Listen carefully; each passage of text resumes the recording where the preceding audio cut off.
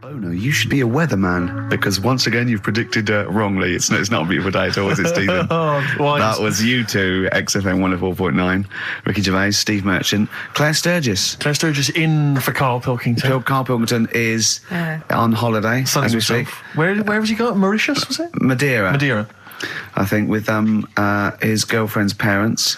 You remember last week he was worried they'd never been abroad, and her dad was saying, what's the way to pack tea bags? Yeah. Carl's going, you get him over there. He was going, I'll put him in a jar. He goes, put him in a jar. I phoned him up in the week, just before he went, I think Friday, said, have a nice time. And out Sunday, and he said, guess what he's doing now? What he said? He's packing margarine. Oh, of course he is. Bless him. My dad does that. My parents always take tea bags wherever they're going. Really? You know, for fear of there being some kind of tea bag drought in France. Yeah. You know. Is it wrong? But I mean, I don't know. Is it because of maybe English breakfast tea you can't get over there? So you can. Can you though? I mean, you can get peach tips. You can tea is probably the single most popular drink in the world. I know, but what about the fancy foreign teas, your Earl Greys and the like? Well, I don't know. Because I want good English breakfast. Don't bother me with Earl Grey. I don't know what that cup of tea is. It's not tea to me. It's laughable. It's weak. It's pathetic. Do you know what? Earl Grey with a little bit of skimmed milk isn't so bad. Oh, yeah? Yeah. Oh, and is your husband a fan? We've started. It's all off already. All right, we started. It'll go at each other. Sometimes sort of pretending, you know. Sometimes pretending we're not close mates. You know, and friends, you know, all that innuendo and that. Smutty. And I got freaky goggle-eyed thing. Once again, I go too far. I sometimes go too far. I do ruin it when I go too far. So let's be nice. Wow. Let's have a bit of Blur. Ooh. Well, Clever man. Blur, Out of Time, on XFM 104.9, Ricky Gervais, with me, Steve Merchant, Karl Pilkington. Steve's a bit quiet, he's got a bit of a sore throat. Oh, a bit of a sore throat. Murder, all week. It's been murder, Rick. We couldn't work all this week I've because been off, sick. Steve's been in Bristol. Karl, you're not impressed? It's just, I don't understand why having a sore throat sort of... Oh, he's done you. Right, what if the sore throat was so painful it was like you've got broken glass and razor blades in your throat? You can hear now that I'm not even speaking from down in the throat, I'm speaking from the very top of it like that, so it sounds a bit weird. But you're right. What? Your hands are all right, aren't they? Yeah, but we talk when we're writing, don't we? I can barely talk. It was agony. I couldn't sleep because it was so painful. Even when I was just lying there, motionless, it was hurting. I just was surprised because we got back off holiday and... called Ricky and said, all right, is Steve all right? And he said, he's had to go back home or something, and he's stayed there because he's got a sore throat. Yeah. I didn't understand why you can't, just go home. I mean, how old are you? What? I don't understand why you've got to be at your mum and dad's when you're feeling a bit ill. I happened to be at my mum and dad's, now I'm talking like you, when this sore throat really kicked in. So I thought I may as well stay and get a bit of the creature comforts of home. Do you know what I pictured though when he told me? See, my parents aren't like yours, Karl. Your father would have popped down to the phone box and maybe looked to see if there were any kind of throat lozenges. Strepsils. Yeah. Whereas my mum phones at the doctor first thing she can. I'm straight down there with my dad. They're snapping into action. They're trying to sort me out. It's a bit like that Ronnie Corbett thing, isn't it? Sorry. That sorry thing. You're right, Karl. Yes, you're absolutely right. It's just like that. Oh, no, dear. it's just because you just went on holiday with your parents. Well, not with mine. No, with right. Suzanne's, and it won't be happening again. So, we'll have more about that a little bit later. Luckily we came in a few times, didn't we? We've been here since about 11:30, haven't we? Yeah, sorting stuff out. Doing a show. What, have you been squeezing his head, or? No, that's strictly between the hours of 1 and 3. We established that, okay. And I've kept the rules, haven't I? I did practice the grip in the week, didn't I? Yeah, just to see what method he was going to use today. Yeah. I came in, I did my back on Tuesday. I was sparring and I pulled my back and I was in agony, and I got an emergency chiropractor out and sorted it out, and I was on painkillers and I couldn't walk the next day, but I still came in and did a voiceover that was booked at 4:30, didn't I? I got Johnny to walk me in because I couldn't sit down, so I couldn't take a cab, but I could be upright, and I had to got him to walk me in because I was scared someone was going to bump into me, and I did the voiceover. That's still the case, isn't it?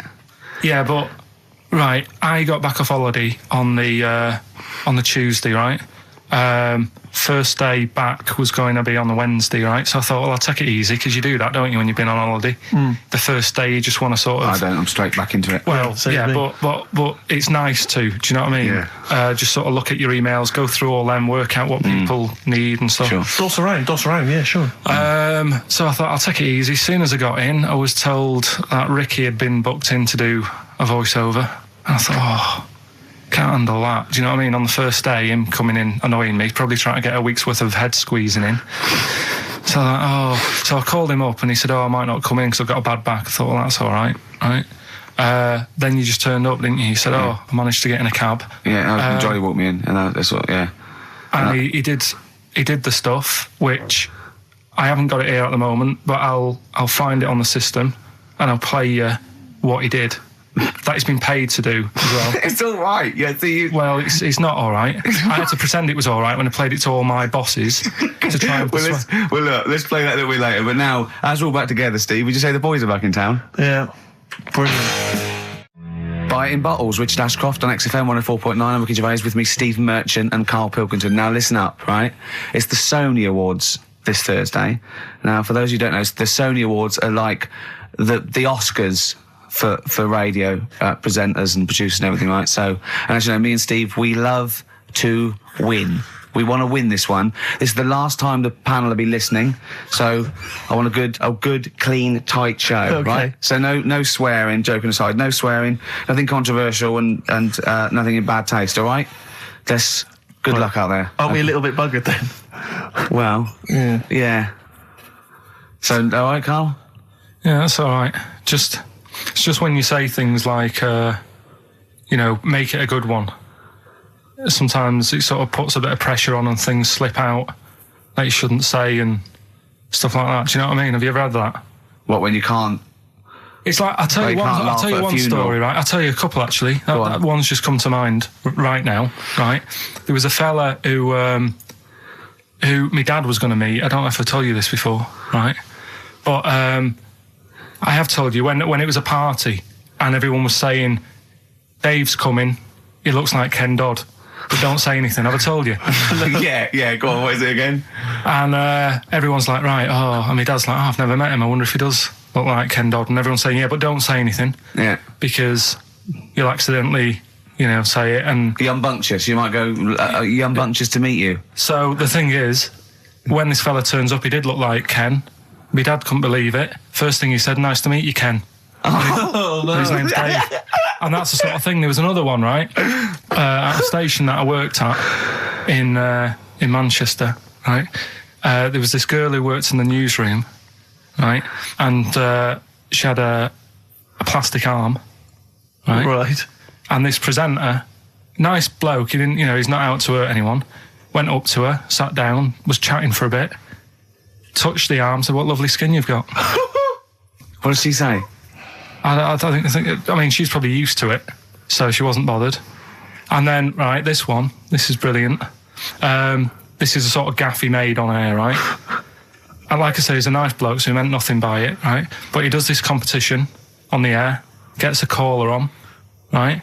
And he's talking to the woman saying, thanks for calling in and to play, I don't know, what have I got in my pocket or whatever they used to play on the show, right? And talking to the woman, in the background there's this noise, right? Like, like that, right? So he's talking and he goes, have you got a pet parrot? She said, no, it's my Down syndrome kid. Oh, dear. Oh. The thing is, awards don't matter. No, I don't think so. Play record? I don't think so. So we're not out to offend or annoy. Badly Drawn Boy on XFM 104.9. I'm Ricky Gervais, with me, Steve Merchant and Karl Pilkington. I'll tell you what, the Sony's then. Oh. This Thursday at the Grosvenor House Hotel. Yeah. Everyone in Radio's Anyone has entered their show in different categories saying, they get it down to, Winners this year included the brilliant Dominic Mohan, former showbiz editor of The Sun. Lots of people won. Lots of people won gold. Lots of people won silver. Lots of people won bronze.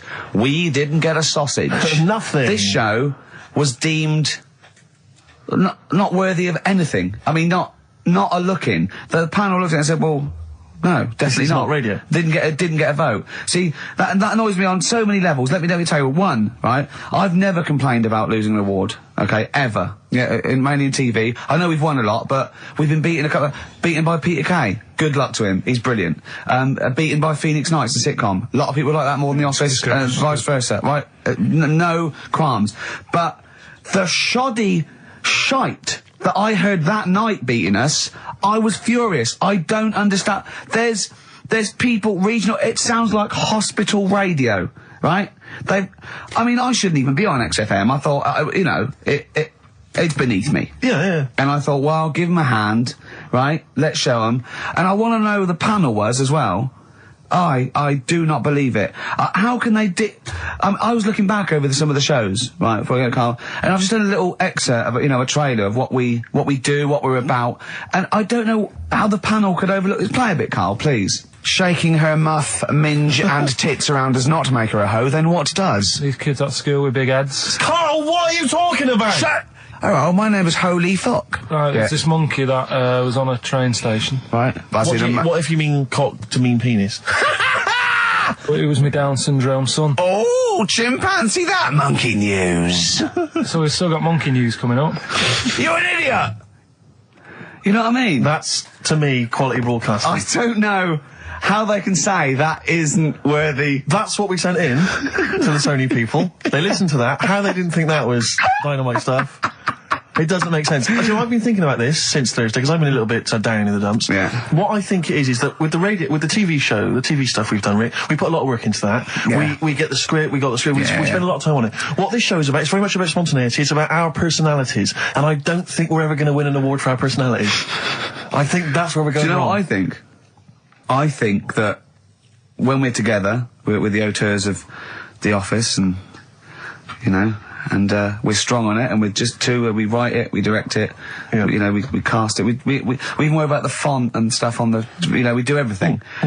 There's a weak link in our midst, I think. On the radio show? Yeah. Right, well, I'm just trying to think what the common factor is, because on the award-winning TV show, it's Bliss You and I. Yeah, I don't know. Well, I'll tell you what, can we play a record and let me think about this, because there must be something. There's got to be a factor. That isn't in The Office that's in this, that means that The Office is award-winning, and this is a pile of shite. Blur and Out of Time. They're joking, there's 2 hours to go. On XFM 104.9, I'm Ricky Gervais, with me Steve Merchant and Karl Pilkington. A new leaf, bit of a blow at the Sonys. Not like that. I mean, we were taken aback. Speak for yourself. Yeah. We've got guests. Jonathan Ross won, and he has guests, so we're going to have guests in. One of which is sort of a tie-in. He's going to explain himself. It's Dr. Neil Fox. Popped in for a chat. It's a pre-record. We've got that. Although live in the second hour, we're going to have a chat to the girls from Tattoo, who are upstairs at the moment in Capitol, and they're going to pop down and have a little chat with us. So we're really trying to, make this more of an interactive show. Mm-hmm. We don't know yet whether we're going to give up or not. It depends how this show goes. Yeah, look forward to that. But we've got some great. We went down to the big library, so we don't have to rely on 4 non-blondes and the the 2 jam tracks that are up here.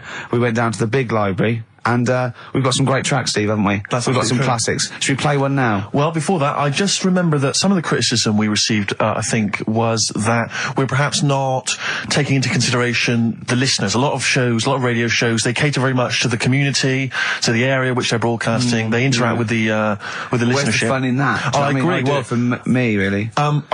I'd just like to justify why we don't tend to correspond or interact with the listeners. Here's a typical email from Vicky, aged 25. She asks, do you ski? Rick, that's her question. No, I do you ski, yes or no?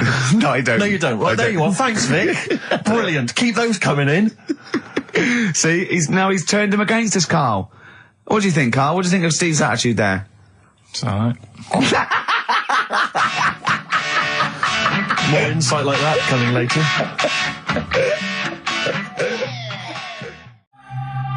Blur, Out of Time on XFM 104.9. I'm Ricky Gervais. With me is Steve Merchant and Karl Pilkington.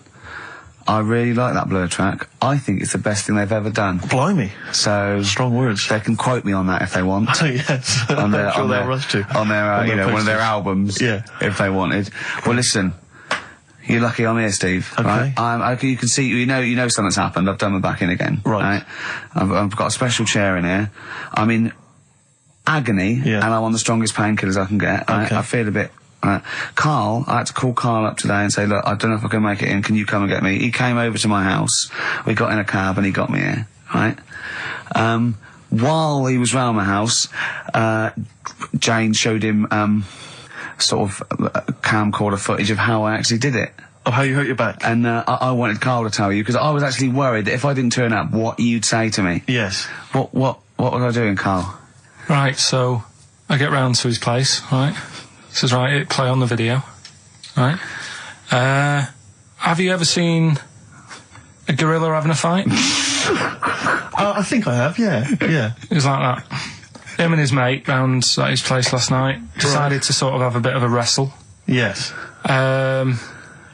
It went on. I mean, how much footage? Honestly, it was like a scene from Women in Love. Yeah. We'd done about 5 fights. We had to stop at one point because his arm was bleeding. You'd had about 5 fights? Yeah, well, we were wrestling. We were doing wrestling, right, in the just behind in the lounge? Yeah. Well, we were on our knees and then sort of like doing, you know, and I kept winning with an arm lock. Right? Yeah. And then the last time he sort of threw me and I went on my back and my back was done. And I was, you know, it was Ian Morris. Yes. It was, you know. Yeah, isn't he the commissioning editor of comedy at Channel 4? yeah. And the funny thing was that we'd had lots and lots of wine, and we went. You surprised me. Yeah, right. And we went, come on. I'm gonna film this. And the time we filmed, I said, film this, and Jen went, oh, right. And I took my shirt off. So I'm there, and you can just hear slapping. Oh, why? Can I just ask though? I mean, it's a Friday night. You know, you have a couple of drinks, you know, some intellectual conversation. Yeah. How does it get round to? Do you fancy wrestling me? Well, and having it filmed. Well, it was on the couch, but I kept sticking my socks in his face to annoy him. Right. Yeah. And then he hit me on the shin, and I got sharp shins, and it hurt. And I was going, I'm going to smack your face, and he's done kickboxing. And it's that thing like, you sort of joke, and I go, come on then. Yeah. And you start, have you ever seen the thing when Jack Osborne fights that skater dude? No. On the Osborne? I was very much the Jack Osborne figure. Right, yeah, the fat bloke who died just come out of rehab. I'll tell you what it was like, Steve. Have you ever seen, like, the David Attenborough stuff? Where, like, a tiger will be ripping a deer's head off, and you think, why doesn't the camera crew stop it? Yeah. You sort of watch, you're thinking, why was Jane Why just is letting she not this happen? stepping in and intervening? Yeah. And the thing is, she said, right, you've seen enough, haven't you, and stopped it, so I don't know how much footage you got. It wasn't much. But because your lounge is not huge, and there's not much space between the back of the sofa and the table. It doesn't need enough. It was just a pin or a submission, so it was all over with like one of us throwing the other one on the back, arm And locked. how does it, I mean, how do you start with a wrestling match? Are you both stood up, or you all... No, on your knees, and you sort of like go together like ratting seals. Yeah. Oh dear. Like a giant walrus. It's not gay. Play a record. Could we put that online? Could we get that on the web? That I would love to see. Better Rod Stewart? Yeah. Just because Jane's Addiction are back then. Yeah, excellent. And so are we. Indeed. All right, I'm Ricky Gervais, with me Steve Merchant and Karl Pilkington pressing the buttons on XFM 104.9. Well, I'm looking forward to today because not only have I got, you know, a bit of Bowie, a bit of Springsteen, Mock the Hoople, Pretenders, R.E.M., an Elton John classic, don't laugh, right? But we've taken Dr. Fox's advice and prepared the show, and I've got a big list here of amusing observations. Coming up after the next record, a funny observation about describing your looks. Brilliant. All right? Oh, before, I just to say, Rick, I just had an email. Beach Buggy, your last chance to see them on Thursday, 5th of June, alright? So, don't miss out. The Garage, 9:45. It's your last chance. Beach Buggy. Well, I know that must be some people's favourite record, Steve. Well, it's certainly one of mine. Thunder Road, Bruce Springsteen. I won't hear a bad word said against the boss. A lot of people dismiss him, as we said in the past, as being some kind of stadium rocker, but you can't listen to a song like that and not be moved. Surely, Karl. It's alright, yeah. Brilliant. A passionate man. Yeah. What? So, Karl. No, it's right. So, there's certain songs like that was alright. It didn't sound anything... If it wasn't Bruce Springsteen, if someone new came out, something like that, I'd go, yeah, it's all right. Sure. Do you know what I mean? Yeah. You're a regular Simon Cowell, aren't you? I don't know if I like music as much as I used to now. That's what happens when you work in it, isn't it? Because Danny Minogue was on the telly in the week. Is it like when you work in a sweet factory and you don't nick the Mars bars after a couple of months? Yeah. Yeah. Danny Minogue was on the telly in the week, right? Yeah. And she was doing a medley. Yeah. Why do people do them? Well, to try and get all the hits. I know what you mean, yeah. Well, who's that busy that they haven't got time to listen to a full album or... But it was it's like a meal in pill form. Yeah. Well, I like most of Danny Minogue's hits, but I don't like the whole song. Yeah, exactly. So if you want to just like pop the best bits down, 30 seconds, put them all together, yeah. Well, I've got a Stars on 45 record from the 70s. Do you remember those? Yeah. Stars on 45. But it's that, like you say, this one had it would be a snatch of Stevie Wonder, followed by the MASH theme, followed by Layla, just the intro. It was it's not music, it's just... Well, we do a bit of that, don't we? That's what DJing is, isn't it? It's a bit of everything. But we play the whole song, don't we, often? Mm. Yeah, we're better, aren't we, Carl? Oh. So what do you want to talk about today? Do you want to look at the list? Yeah, well, it's got describe looks. That's our list. So this is a very amusing sort of link about describing your looks. I don't know. What's this? I don't remember this. No, I just was thinking like, everyone's got an idea in their head, right? Of what Well. Careful, Carl. Don't open yourself up to criticism. Go on, yeah. Everyone's got an idea. Do you know what I mean? Everyone's got an idea of what they look like and stuff. If someone wanted to know what I look like, or what Ricky looked like, or what you look like, Steve, if that... Yeah. What would you use to describe yourself? Do you know what I mean? Words. Not really. I don't understand. What do you mean? Well, like...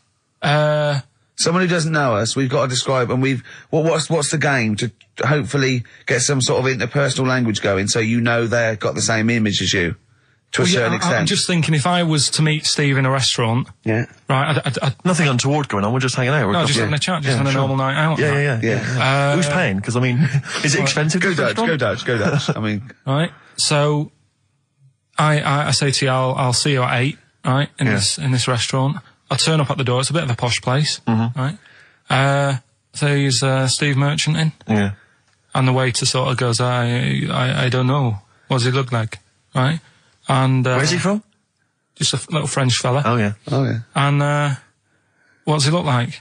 So the thing I'd pick up on first, tall lad. Tall, yeah. And then he goes, we got lots of tall people in, right?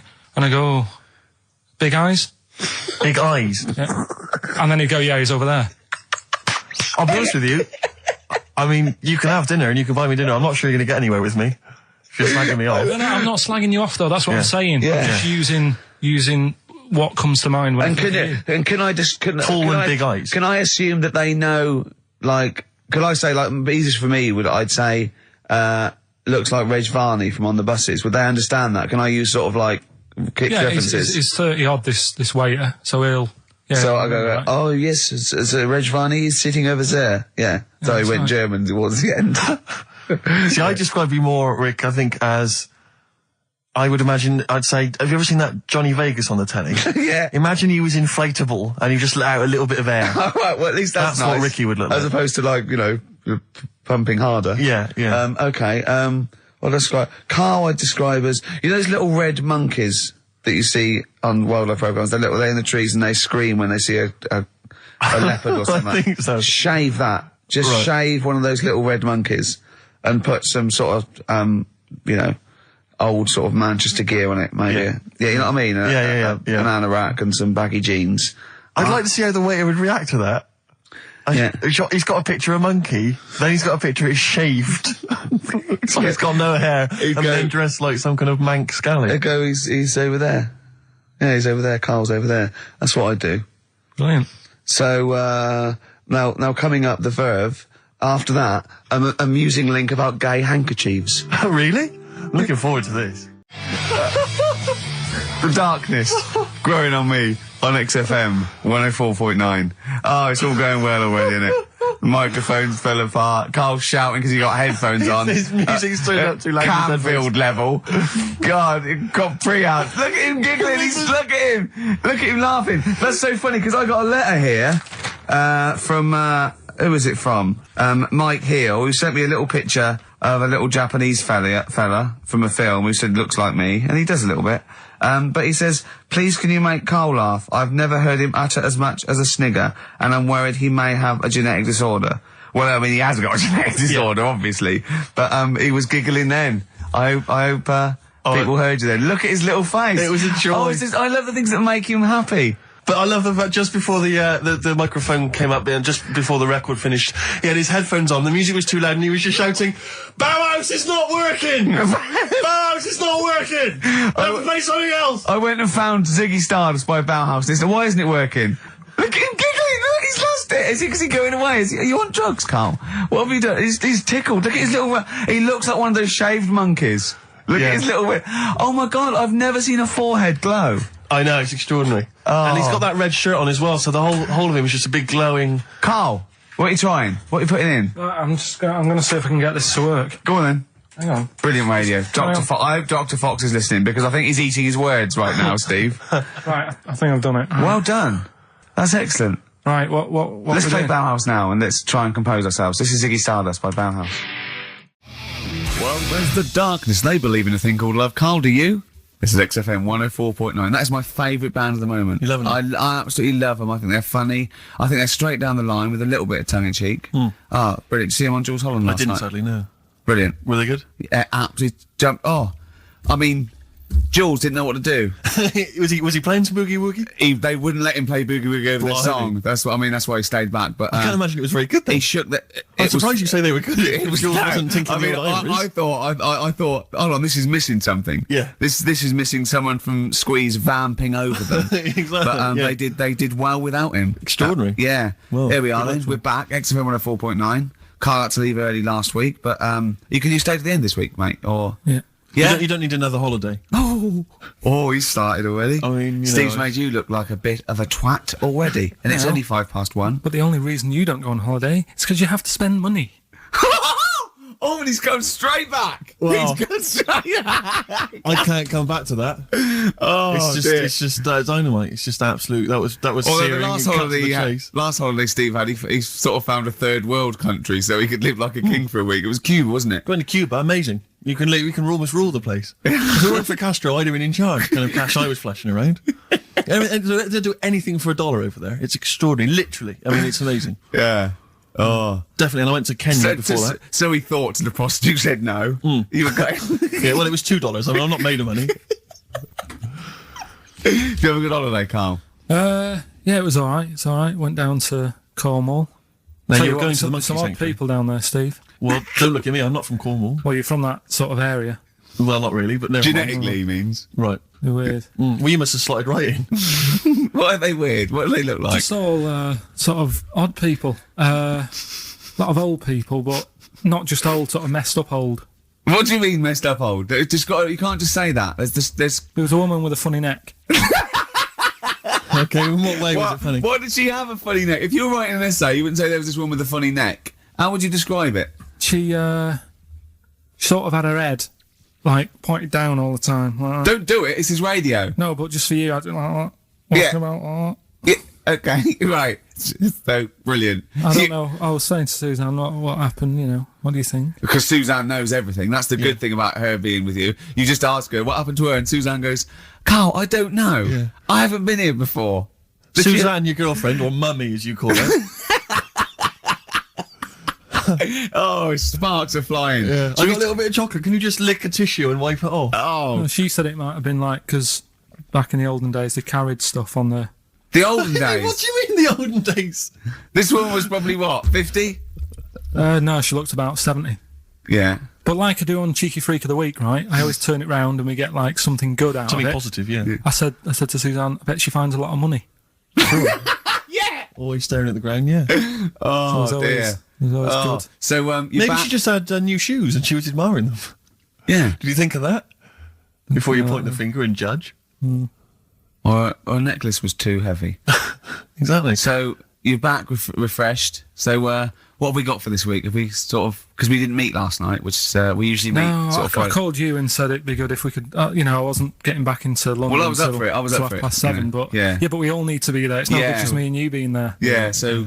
Yeah. No, you're right. I mean, you're absolutely right that I wasn't there yet because I wasn't willing to just be governed by your particular schedule. You want to jet back in from another of your holidays. It wasn't a holiday. 8 o'clock. Wasn't a holiday. What do you mean? What do you mean it wasn't a holiday? What was it? It was a treat, wasn't it, for my mum and dad? So it wasn't a holiday. So you didn't enjoy the 5 days off? You'd rather have been here moaning 8 hours a day? 7 hours a day. You see, we said last week that you're always whinging. Here you are whinging now. And you're saying it's not even a holiday. You're saying it's not even a holiday. What was it then? Would like a nurse who take sick children to Florida, would they say having a great holiday? Sorry, what particular ailment did your parents have for the week that they had to fly in Karl Pilkington, MD? Yeah. What are you talking about? Well, all right, it was a holiday.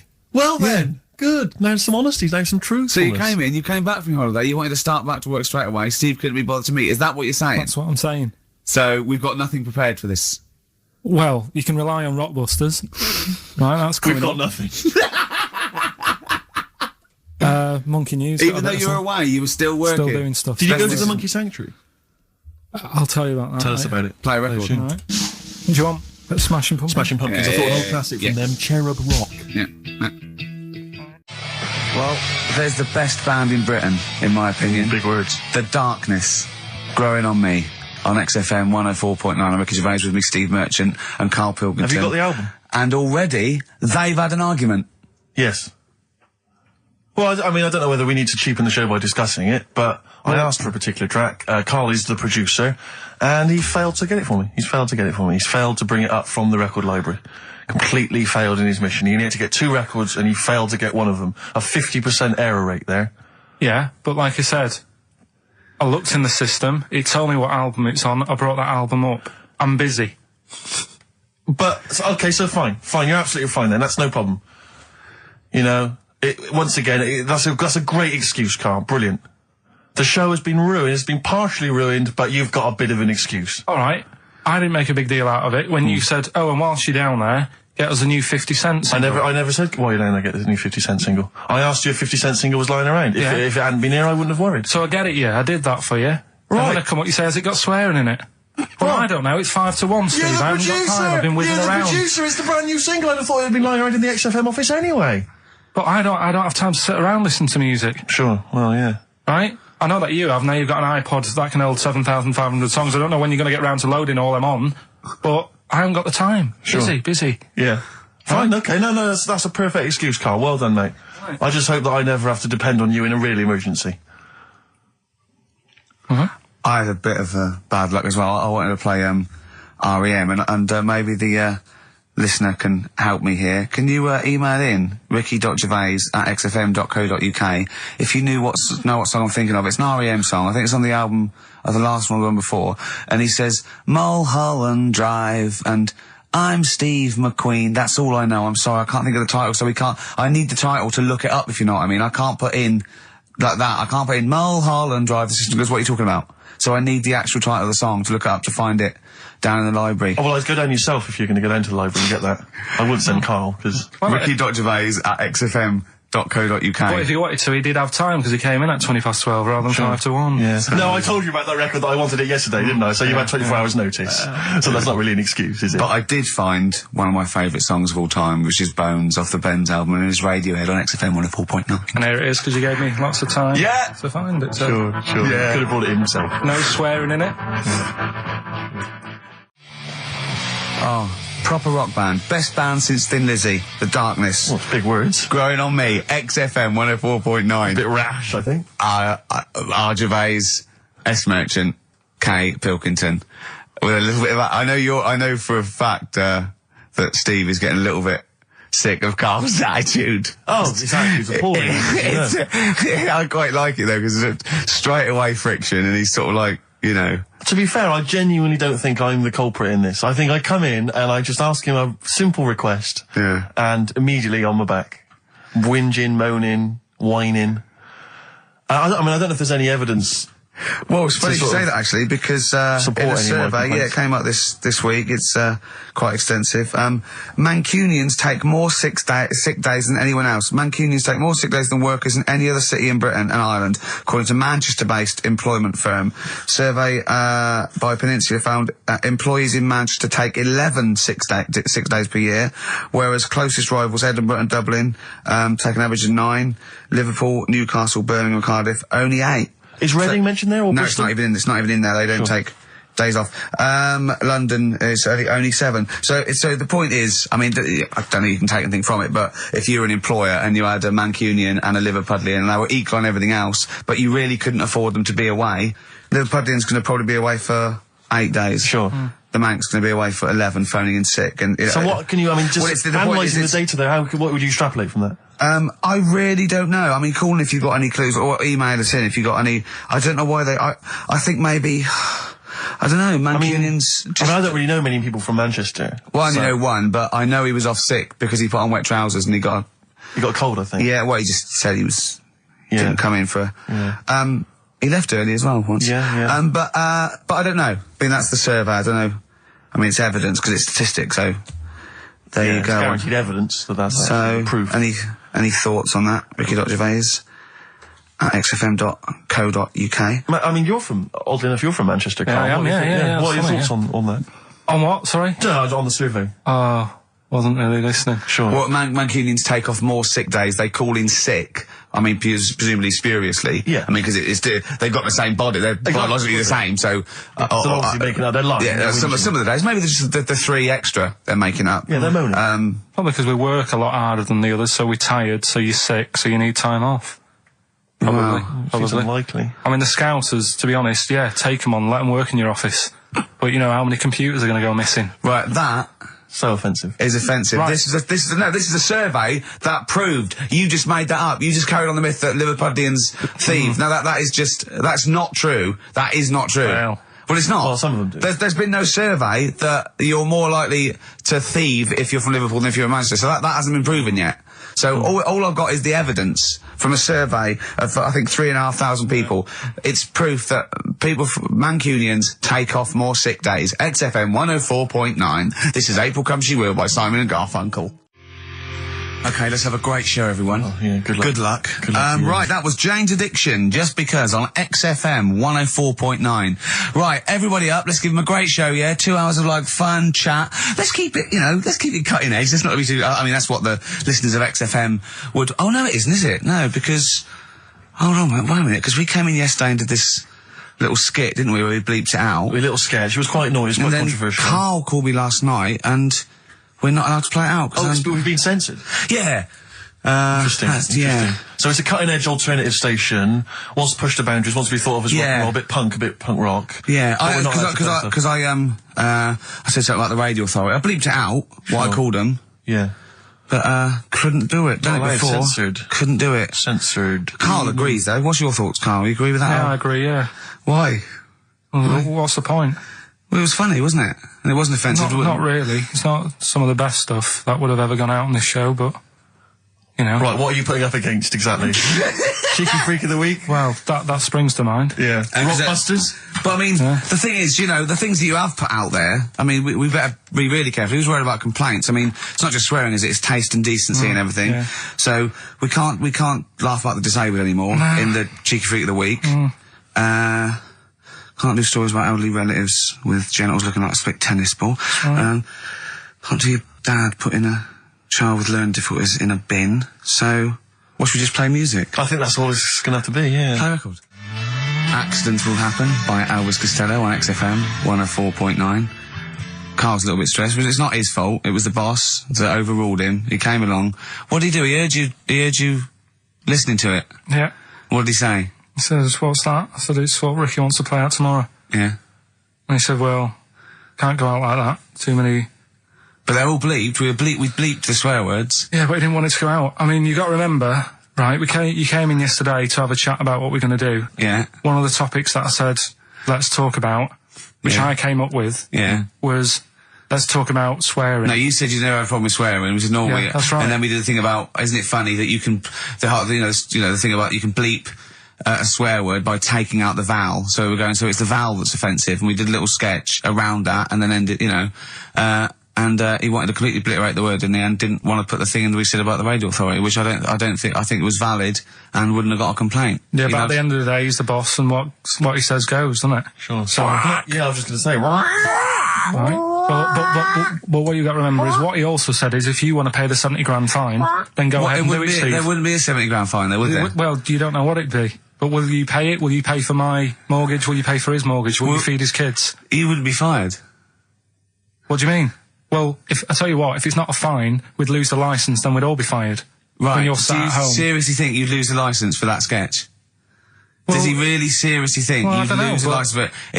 It is not the worst thing we've ever put out or done or ever will do. Yeah, but it's the fact that he said don't put it out, and you're like, you know, throwing your toys out the pram. I want to say it. How old are you? But you still want to put swearing out. It's a discussion about the radio authority and the way people are interested. Yeah, but leave it. Let's Don't move get on. Annoyed. Yeah, but I'm annoyed because you've been at it since about 12:30. I know. Well, I like to get in early to plan the show. Yeah, but there's been no planning. So, to be honest, I'd turn off today, anyone listening, because there's nothing.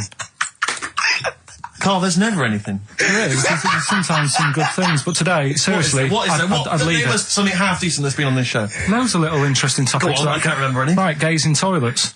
Yeah. Not particularly interesting. Fascinating to you, perhaps. Right, well, I'd prefer to hear that than just a load of swear words. Well, we wouldn't have heard any swear words. We'd have heard some bleeping. Right then, so that's entertaining, isn't it? Load of bleeps. It's just because you don't want to stand up to your boss or say anything. Don't get annoyed with us. I'd stand up to her if I agree with what I'm arguing about, but I'm not falling out with him over some crappy thing you want to play out. Don't say crappy. Well, it doesn't matter, because I'm not here next week, I tell you that. I've canned this in. Don't say so crappy. if Andrew is listening, don't someone else say can be here next crappy. week. Play a record. We apologise for the word crap. That's out of order, we should be. Tom Petty and the Heartbreakers, Breakdown, and that's for Karl's behaviour last week. Karl, you seem to be a little bit happier. Last week, I mean, we were worried about you. You sort of slipped into some sort of like weird depression. You played placebo twice, so you weren't concentrating. I know you're going to say that me and Steve were annoying you, but, you know, that's an easy excuse. I mean, I think the listener can make up their own minds. No. It's just like I say, you know, it's like a murderer, right? He might not have done that if it was a different day, if the sun was out or whatever, and everything just happened at once that wound me up. Right, so it was like a crime of passion.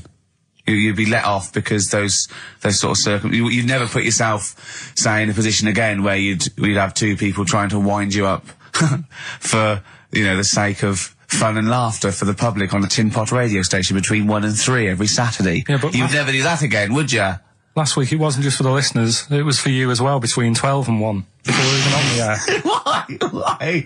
You were winding me up then, do you know what I mean? Having a discussion. It's alright, I'm used to it, so it doesn't matter.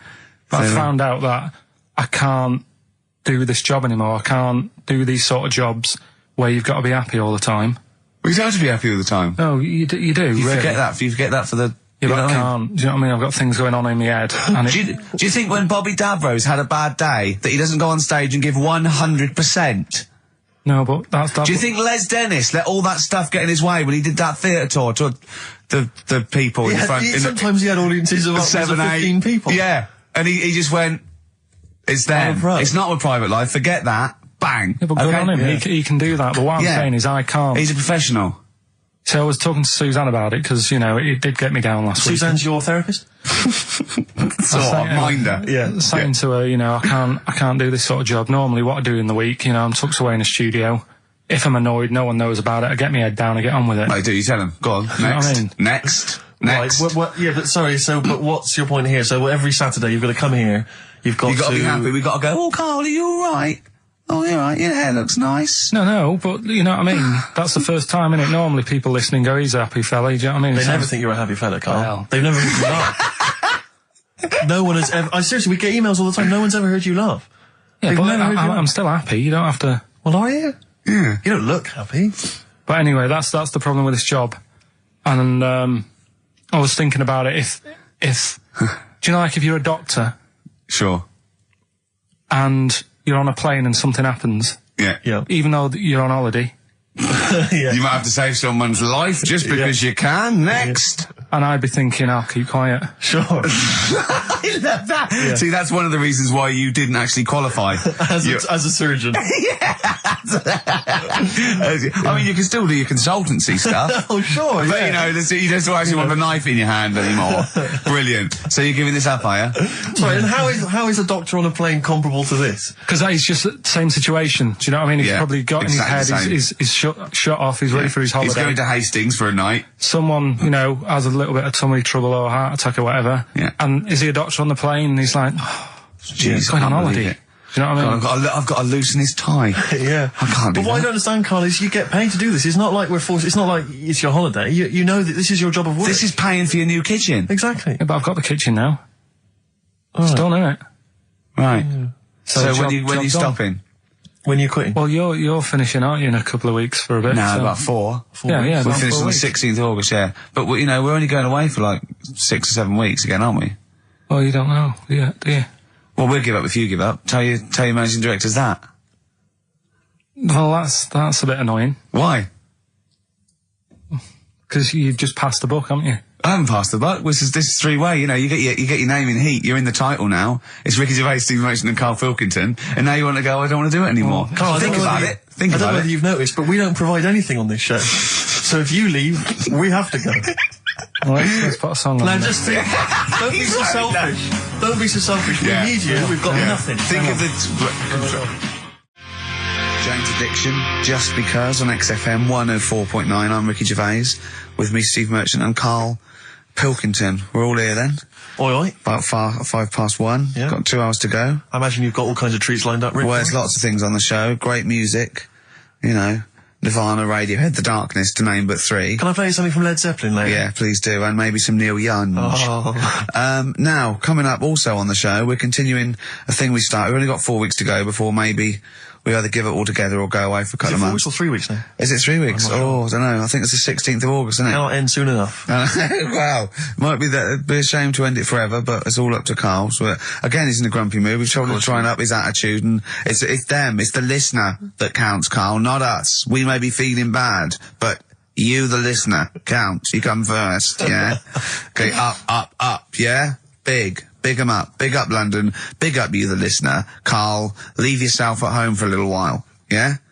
We're going to continue that thing we started last week. We're doing the list of the most hated people in Britain. It's not us, it's the listener. So we're, keep coming with those suggestions of people you just, obviously, you don't hate them. We don't want a list of mass murderers, dictators, and politicians. You can't have them, but mass murderers and politicians. What's the difference? Good point. Good point.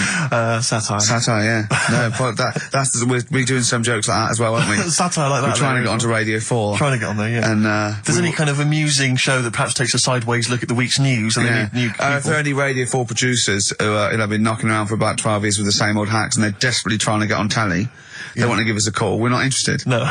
We've got bigger fish to fry.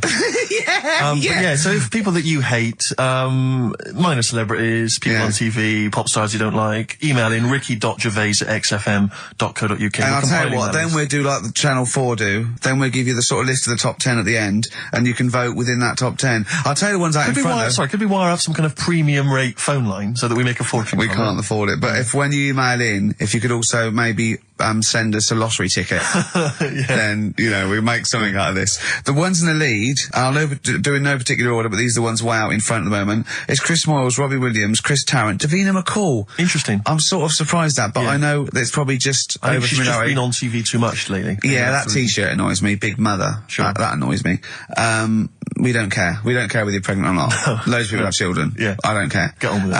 And Dominic Mohan. So but think of your own. There's a lot of people just coming up behind there, though. Graham Norton. He's just approaching from behind. That's the sort of stuff. It's sort of like we've done satire, we've done innuendo. I mean, he's the king of the double entendre. Well, he's the king of the single entendre, but we can double it up if you want. If anyone... 104.9, this is the sort of things we're available. Go on. I'm loving this. This is going to be good. I'm loving what's coming next. What? If any of the producers of Carry On London are listening and they need some new talent to write some smutty innuendo, I think we're your men. Yeah. Anyway. Karl, you better press the knob, right, to start the record. Spunk. Kings of Leon, Molly's Chambers on XFM 104.9. Thanks to Lauren Laverne there for the last few hours. Coming up, we have got some great music, Steve. We've got Kings of Leon, as you heard. We've got Albo, we've got The Darks, we've got Coldplay, Coral, Rolling Stones, we've got some Springsteen, The Smiths. Do you know what I mean? Do you need any more? And with all that, we've still got Pete Skinner with his wacky weather report. Excellent, good old Pete. Hey? Nice to have him back. Good news, Steve. Got some here brought in. It's just a normal soup. It's Rooster's Pride. What flavour soup's that, Steve? Oh, I know you brought that. And it's all it's a genuine article, and it's cock soup. Can I have a close look at that? Maybe there's some more humour I can draw. What, you want a closer look at my cock soup? Just a cock soup. Let me just. It says here delicious, appetizing. 3 to 4 servings. Because you know what I'm thinking of when you're talking about the soup. I'm thinking of innuendo. I'm just thinking of a man's cock. Penises, yeah. Let me just say. It's the darkness. Use Rooster's Pride cock soup as a snack with crackers or toast. Still thinking of a normal knob. An appetizer, again, or a soup base. That doesn't really work as an Indian. No, that's disappointing. We'll work on that, though. The darkness growing on me on XFM 104.9. Going well, isn't it? I've enjoyed it so far. It's been a bit naughty and everything. Yeah, a bit like, smart. Nothing wrong with that. No. Carl. All right. Having a good day? Not bad. Yeah. What mood are you in this week? What we always mood is trying that? to assess each week. You know, it's a bit edgy. He's got a red head. What's all that? You've got a red head all around the side and the front. What's that? Sunburn? No, I think I'm allergic to having my head rubbed. Right. Right. Now, who would rub your head? That sounds a bizarre thing. Your girlfriend? Weird, isn't it? Yeah. Well, I was rubbing your head. Well, yeah, but I was squeezing his head, fair enough, and he was screaming in agony. And then he went and made me a cup of coffee. And as he came over, just spilt boiling hot coffee on my legs. I'm all wearing shorts, and he went, "Sorry," just like that. It's like a series of Jackass out there this morning. I mean, my legs are burnt. Your head's a little bit red. But apart from that, having a good day. Not bad. I was on the way in today, right, Steve? Walking in. Always walking in. I get left early and stuff. I like to get in early, get some bits done, that. Monkey news, songs of phrase. That sort of thing. And living in London, right, there's a lot of shops that open early and stuff. Do you know what I mean? People say that's a good thing about London. Yeah. It's almost like 24-hour city and stuff, right? I'm walking in and there's like, you've got your news agents open. Obviously. Selling newspapers and that. That's good. They've got to be open early. Then you've got your coffee shops, your Starbucks. Have a cup of coffee in the morning. Do you know what I mean? They're doing well in the morning. Then you see like the odd restaurant and you think, well, maybe they sort of got the doors open, but they're preparing for lunch. So you think, fair enough. Yeah. I'll let that pass. Yeah. Carrying on walking down the road. Bondage shop. Open. Sure. About 10:30. Yeah. Busy, was it? There's a couple in. Really? Some good offers. About 10:30 for a bondage shop. I'm assuming if you're into bondage, though, you stock up at any time, day or night. I mean, you don't. Yeah.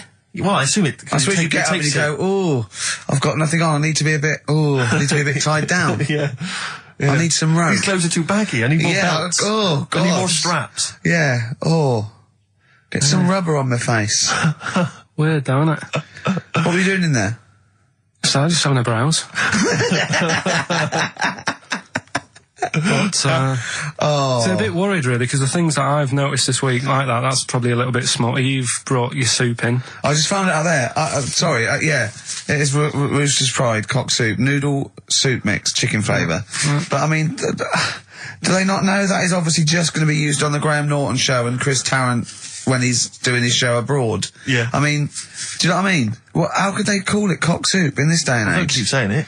Well, no, it's fine, because you can say cock as long as it means the male, we've done this. Oh, do you mean the chicken? Yeah, look, it's a picture of a chicken. Yeah, sorry. What did you think it meant? No, I don't know. I thought it was in my head. Okay. Sorry. Yeah. But, there's something else that's a bit sort of... A bit blue? A little bit blue, but then it's real as well, do you know what I mean? Well, it's that a problem. excuses it. Go on. There's a programme. We couldn't have said the cock soup if we'd made it up, but because it's real, it's fine. Yeah. We also couldn't have said the cock soup if we'd have meant a male penis. Thankfully, we don't. So. We mean a little chicken. You go on. This programme was on. I think it was Wednesday night, something. About this little lad. Yeah. It was a fella and a woman. At the same time. What do you mean? Like a cartoon with a secret identity. By night. What do you mean? He had both by sex? day a boy, by night a woman. He had it all. What do you... Sorry, wait. So, So he had male and female genitalia. Yeah. So what do you call someone that's born like that? Weird. Yeah. What's the term for it? Go on. You know it. We've talked about it before. Aphrodite. Really? So close. Hermaphrodite. Yeah, hermaphrodite. Yeah. That's weird, don't it? Yeah. And he had the ball. Yeah. And he had the... Well, what happened was he was born, right? Obviously. And the doctor said, there you go. Lovely little boy and girl. So the mum was like, what? So he said... No, I don't think the doctor was sarcastic. Yeah, what? I don't think the doctor was sort of dissing them. Yeah. There you go. What do you mean, doctor? I'm gonna have a look. Exactly. There's a cock, there's a minge. All right, see you later. What are you going to call it? But doctor, what do you mean? Have a look. He wasn't sarcastic. He didn't give Doctor, clues. tell me what you mean. Give me a straight answer. He probably went, oh shit, she's got a cock. He didn't go... He wasn't sarky to the parents. No, Anyway. but I'm just getting across. Do you know what I mean? I always had a little bit just to... Yeah, I know you spice do. it Yeah. up, You should spice be it a up. newsreader. Be brilliant. So there's a little kid lying there. Yeah. And the mum says, you know, what am I going to do then? So the doctor, I mean, I'm condensing this. It was like an hour long. Sure. Yeah. Yeah. So he says, she said, what will I do? And the doctor said, well, he's not sort of well hung. Right. Oh, So he's not sort of well on. This doctor has been, I assume, has been struck off since for saying these things. It was a real doctor. It wasn't Dr. Fox. Yeah. Right, go on. So the doctor said, so I recommend that we make it a woman. Right. Right? So they sort of do a little bit of... Jiggery pokery. Yeah, a little bit of work. And I don't think that's true, Carl. No, it is. It was on the programme.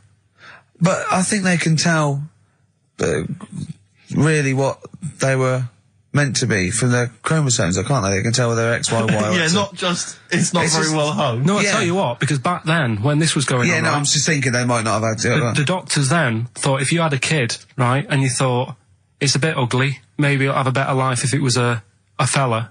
If it was a girl and it's a bit ugly and you think it's going to get a hard time. Right, don't talk shite. What? What? That a doctor would go, right, you've had a young girl, I'll tell you what, she's a pig, let's pop a cock on her. Don't No, talk I'm not saying, shite. I'm not saying that. What I'm saying is, say if you have like I say, a girl, I just think it's harder if a girl's ugly and Yeah. she's growing up, she Yeah. has a harder time. Yeah. Don't you agree with that? If Possibly, Yes, but you don't they change someone when they they... don't. when- No, yeah. You don't change their gender no, because but they're I'm a just bit of a saying minger. what I'm saying is the Elephant Man would have had a harder time if it was Elephant Woman. Is what I'm saying. But listen to me, listen. What the doctor was saying is, if you get a baby before it's 2, Yeah. back then they thought you could sort of say, well, instead of giving it a go-kart, give it dolls to play with. Right, back when? What are we talking about? The Middle Ages? We put a song on, come back to this. Yeah, it's Bruce Springsteen, Atlantic City. Elbow. Alright? Fallen Angel on XFM 104.9. Well, we're back. I'm Ricky Gervais, with me Steve Merchant and Karl Pilkington. Carl's all a little bit, I don't know, he's a bit frustrated. He's sort of a bit sweaty and fed up today, aren't you, because of the heat. It's too much, though, isn't it? He was taken out, he was sort of wanted to fight. You know, he doesn't usually like to fight. I sort of like lead on him and try and rub his head. Yeah. But today he was sort of leading it. He was sort of like getting a little bit, and if I didn't know better, I would have said it was sexual frustration. Well, I was like watching, Rick, if you don't mind me saying, I was watching, not in that way, just watching. It was sort of like, he was going, oh, I want to hit you, and I was thinking, does he want to hit me, or does he want to do something else to me? Exactly. What were your thoughts, Carl? Exactly. I mean, I saw him sort of wrestling with you on the floor, and you clearly weren't enjoying it, but he was really Yeah, loving what was it. that going on? What's the change? Why are you suddenly sort of...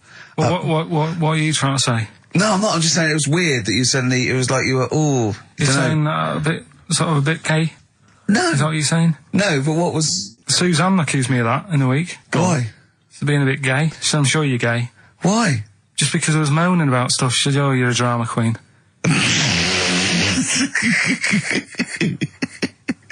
Right, well that's What were you moaning about? Not having enough gay sex? No, she didn't have a knob. Yeah. It's going, oh, why don't you get yourself a nice little knob? Yeah. I mean, can I call you Frank, Could please? you wear this false beard? Yeah. It's just, well, we'll talk about it later. It was about the 7 Wonders. I just wasn't that impressed. He wasn't impressed by it. He said, Well, we'd say that, yeah. Well, we got a top show coming up, haven't we? But if you are a little bit, just a little bit sexually, don't be afraid to let it out. I mean, if you want us to relieve you of it. I'll tell you what. Let's have a little bit of Maggie May by Rod. It's a beautiful day. Killing a Georgie. That's your favourite song, isn't it? Oh. That's weird, isn't it? Strange, isn't it? That's weird. I'd like to hear Rod Stewart singing about a lovely lady, please, Carl. As would I. You can picture whatever you want. 1:05 then, already, over Saturday, so I'm Ricky Gervais. That was Placebo, yeah, with special needs, which brings me to my next point. With me, Karl Pilkington. Karl Pilkington, there he is. Steve Merchant, 104.9. That's it. We're back then. Well, for one last time. Well, it's certainly the end of the season. We're away for at least, 2 months. We're doing the Office special, and possibly forever, depending on whether Karl decides he wants to carry on with this. Because, I mean, we do this for fun. We don't need to do this. We don't need to do this for, money. Obviously not. The kind of money you're earning, Rick, you do not need to do this. I don't need to. It's quite honestly beneath me. Yeah. We don't need to do it to further our career because it's embarrassing being on XFM. Didn't say, do not even bother cashing those XFM checks. It's not worth your while. No, it's not. The time it took to sign them, Exactly, it wasn't worth it. So we do this basically to ridicule Karl on a large sort of platform. I say large platform. Yeah. XFM. No other radio station will have us. It's roughly the same as standing up in McDonald's. I imagine so. But of a lunchtime though. Yeah. Or when it's just the cleaning staff mopping up. Yeah. So, if Karl doesn't come back, he's breaking up the three-way partnership. He's very much forever. Sting, isn't he? Yeah. Like, what, 1986, 87? Exactly. He's going to go off and sort of make some quite poor, sort of jazz-inflected white man soul. Yeah. And leaving us to go about our business. Play pizza places. Exactly, yeah. Yeah, well, I'm going to go into sort of maybe writing say, Dad, why can't I be in the CIA? Yeah. You don't know anything about it. You're a drummer. Yeah. So we'll have to see. I mean, do you think anyone cares? I wouldn't have thought so. Because I think if someone was interested in having some good chat and some great laughs, they'd spend more time with their friends. Yeah. Or listen to another radio station. Or listen to a decent radio show. I think something like that, yeah. They listen to XFM for some music to have on in the background that's loud enough so they can hear it while they're hoovering. Yeah. I don't think our fans hoover. Well, true. I think you've got to have... Or shoot up, whatever. I think you've got to have a house to hoover. I'll tell you what I do want, though. Some great music. They do indeed. They'll be saying, Since You've Been Gone. See that? That's the sort of link I can do if we stay If you together. could cut out all the other drivel you speak, you'd be great on Magic. I know, yeah. You've got to... Come on. I know, you've got a rainbow something, haven't you? Rainbow. You got a rainbow something. Oh, it's rainbow. It's the best of. You've been voting in all week, sending your emails. So here's the clips that you wanted. Alright, so here's the first bit. So anyway, I found these things. Do you want to hear them? yeah. So what's it? Explain this again. Right, so I got back off holiday. The first job I found out I've got to do is work with Ricky for a voiceover. I do a regular thing, I do X-Ray magazine, but I'm allowed to make the script up, and they said I could, so I did. Right, so imagine this. Well, I know you, Rick, and I know you like to put a lot of work into these things. Yeah. You want to do a good job. So he rolls up, he says, let's do it then. He said, what's in the magazine? I said, well, here's a selection of stuff. This is what you've got to sell. He said, leave it with me. He goes into the little booth, and the first one he comes up with is this little advert for it, right? X-Ray magazine, it's out now. It's £3.50 May edition, music of tomorrow, Dandy Warhol's picture, and there's a free CD with all the Placebo and the Donners, and Smog, and Nightmares on Wax, and Alpine All Stars. Only £3.50, it's out now, buy it, innit? Have you got a sore throat there?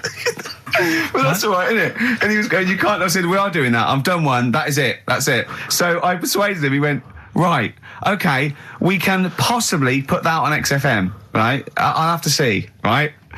So I wouldn't do it again. And he went, but you need one for Capital.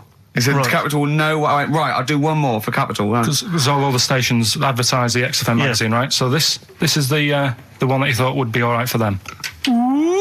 Hello, you loonies in Radio Land. Dr. Frog here to tell you about the new edition of X-Ray magazine. It's out now and it's only £3.50. You've not heard of it? It's a great music magazine. And you get a free CD featuring bands like Placebo. They wear makeup, but leave them alone. Gold Chain, Smog, OK Go, The Donners, and all great bands that you'll love to... Froggy here. Hello. Bye. Ribbit, Froggy says bye it.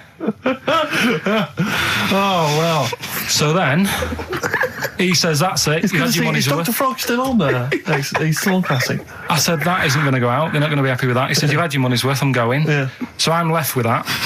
I then have to get the bosses in, and because I've let him go, in a way, it's my responsibility. Yeah. So I've obviously thought I've got what I need. I had to play them to the MD. What did he say? And justify. Well, I was sort of thinking if I laugh, he might go, "Well, I don't get it," but he finds it funny. Oh, brilliant. Well done. So I was laughing. He was sort of thinking, Excellent. is that it? Brilliant. When do they go out then? I think one of them's going out at the moment. Excellent. I think the first one's going out. Brilliant. Well, let's play a great track then. Is it Dr. Frog? I'd like to see Dr. Frog feature maybe on our show more often. Okay. Oh, I've got some new comedy characters. I can't believe we're lucky. You know, I love the work of comedy greats like Chris Moyles and Noel Edmonds. I've got some really funny comic characters that'll be popping in and out of the studio. Save them. Okay. I'm excited. Can I just tell you a story that Carl told me a couple of weeks ago? Is this another ghost story? Another Yeah, spooky it is, story? yeah. I called him out. I was, "What are you doing?" He said, I've just been reading ghost stories again.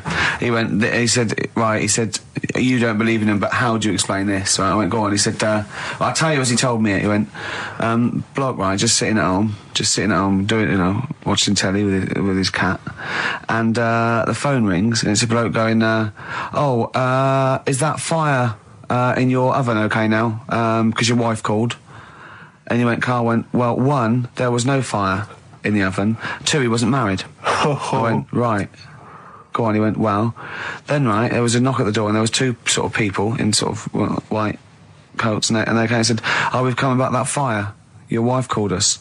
He went, 1, there isn't a fire in my oven, and 2, I'm not even married." Right? And he said, and they saw the cat, and they looked at the cat. It looks a bit weird at the cat came out, nothing. And he said, and then he went back, sat down, phone rings, and they said, did they sort out the fire in the oven that your wife told us about? Oh. He went, 1, there is no fire in my oven. 2, I haven't got a wife. And Carl went, "What do you think of that?" I went, "That's not it." He went, "Yeah." I went, That's the end of the story. What? He went, "Well, how'd you explain that?" I went, "Explain what?" I thought he was going to say, "A year later we got married, but she died in an oven fire." Right? I thought it was going to be that. And I went, That's "What?" people winding him up. Yeah, or someone did report a fire oven, and their name was Johnson, and they looked up Johnson, they got the wrong thing, it was the gas board, and they sent it round to the wrong person, right? You know, he went, "Yeah." I said, I explained it to him, he went, "Yeah." Why did they look at the cat funny? Oh, man alive, Carl. This is really weird, right? I was in my house once, right, and the doorbell rang. Yeah. Right, I opened the door, and there was no one there. Yeah. Right? And then I looked across the street, There's some right, and kids there were some running kids running away. Yeah. Now, how do you explain that? Yeah. There was another time, right, where, like, I opened the door, and there was a bloke goes, "You've ordered pizza." I went, "I haven't ordered pizza." And I heard my mate upstairs giggling and putting the phone down. Yeah. How do you explain that? Carl, seriously, why did you tell me that story? What do you think that was weird about that? The fact that it was 3 different people. Is this all the information? Is that the entire story? It was 3 different people. Did you fall hassling asleep him and not read about the end? A fire that didn't happen, about a wife that didn't exist, and a cat that didn't look happy.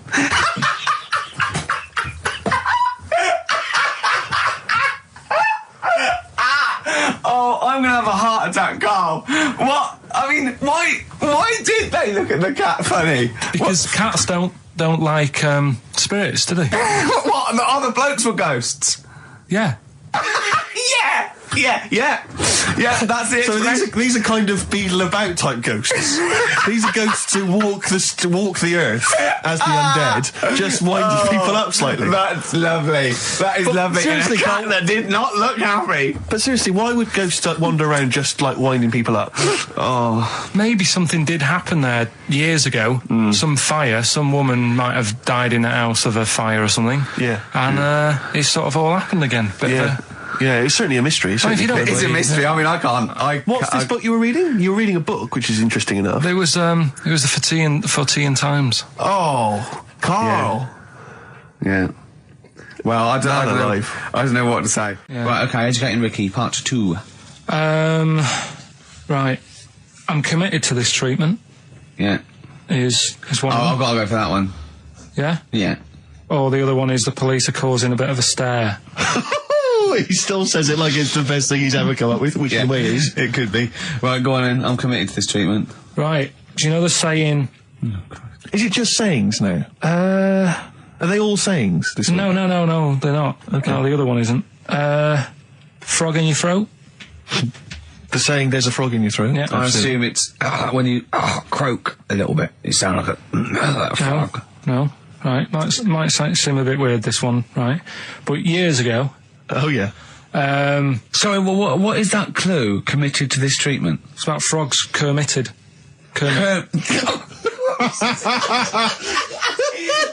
Probably works better with a K and an ER written down. Well, also, if you pronounced it committed, yeah, but not committed. Committed to this treatment. Right, go on then. That's genius. So yeah. Well, what? You go to the doctors and you go with throat hurting a bit. Right. And what they did ages ago. Ages ago? What year was this approximately? We are going back quite a bit with this one. Oh, okay, go on. And the doctor would say... did history. Imagine years ago. Go on. And the doctor would say, right, keep your mouth open. I need to look at your tonsils. And the jaw would ache a bit because they weren't as quick back then because they didn't have the technology and stuff, and they'd have to like stare at it and study it and stuff. And like they get an achy jaw, right? Keeping their mouth open. Yeah, like you get, you eat a Mars bar or whatever. So they'd sat there, and they used to always close their mouth, and it used to annoy the doctor. Right? Oh. So what they did, they used to get a toad, right, and put it in the mouth. Rubbish. Okay, keep talking. Keep talking. And that way they couldn't close their mouth because either they'd squash it, right, or apparently you're not allowed to lick a toad's back. So the doctor would have them for breaking the law? No, but it's poisonous, right? A toad's back. You should never lick a toad's back. Or put it in your mouth, really. Oh, just stop for a second. Wait. What? Can I just ask one question? Go on, yeah, just ask one question. I've got a few, but go on. Sure. My initial thought is, it sounds like a brilliant bit of sort of medical knowledge there. It's a great idea. Yeah. My only thought is, how does the doctor see past the toad at your tonsils? What's he actually looking at with the mouth open? Surely the toad is in the like way. hopping around in the way? It didn't say. Sorry, and my first question is, was this on the internet? Yeah. Yeah, okay. Carl, that is bollocks. That is, I mean... Well, alright then. Let's turn this round. Where does the saying, you got a frog in your throat come from? Probably because you sound a bit croaky. Probably that. Probably because you sound a little bit like a frog when you've got a sore throat. Carl, did you not question it just for a moment when you read it? Just for a second, didn't you think, that seems an odd approach? Firstly, why a frog, of all the different species? Because it's poisonous. A toad. No, a toad, so it's a toad as well. Yeah, well, it worked. I'm committed. Worked. No, my point is it's frog in the throat. I was going to change it to, have you heard the news Toad Day? But I went with the frog. Oh God! Right, so that's rubbish. So that's rubbish. Next, can I have? Let's play a tune. Let's come up with the God. last one. Can I just say? No, just play it. Yeah. Yo, Carl. 104.9 XFM. Hello, I'm Karl. Ricky Gervais and Steve aren't here, so we're playing through some of the best bits. I say the best bits. It's the bits I came across first. I mean, I'm not wasting my time. I'm a busy man. You know what I mean? So here's another bit.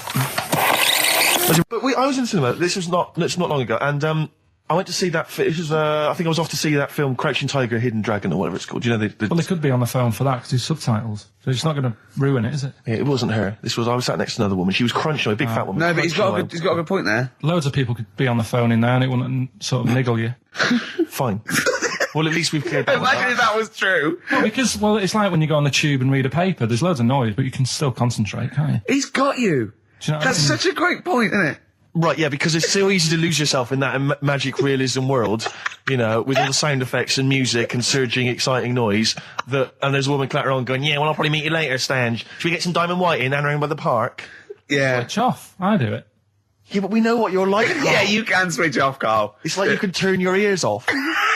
That's the skill Well, you it's have. not the ears, it's the behind the ears. Yeah. It's the process that between the ears and the brain that you can switch off. So he can still hear all these things like a cat. But I was in there with, there was this woman sat next to me, she was a big fan one, she was crunching on some popcorn. Again, that's a crime. Why they're selling popcorn in cinemas? I don't understand why She the needs to noisiest... eat regularly, she's Why fat. why the noisiest food in a cinema? Yeah. I don't understand why that's come about. Yeah. It really makes me angry. Yeah. She's sat there, right? This- Smoothies. We want smoothies without straws. Exactly. The trailer for that film AI, Artificial Intelligence, came on. You remember that? And the tagline was, David is 11 years old. He weighs 60 pounds. He's 4'6" tall. He has brown hair. His love is real, but he is not. Oh, yeah. And she just went, how old was he again?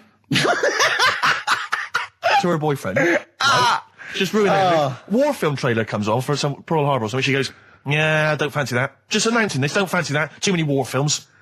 So then the trailer, then the opening credit comes on for Crouching Tiger. And we know, well, before that, you know that thing that comes up that says it's signed by the BBFC and it has the kind of certificate and everything, and that certificate to say what age you have to be to see it. That came up, and it said Crouching Tiger, Hidden Dragon, in brackets subtitles. She went, it's not subtitled, is it? I thought this was the most famous foreign film for years. It won Oscars. It was a huge film. Everyone knew it was foreign. She goes, it went, and so the credits begin. It says Crouching Tiger, Hidden Dragon. She went, stupid name for a film.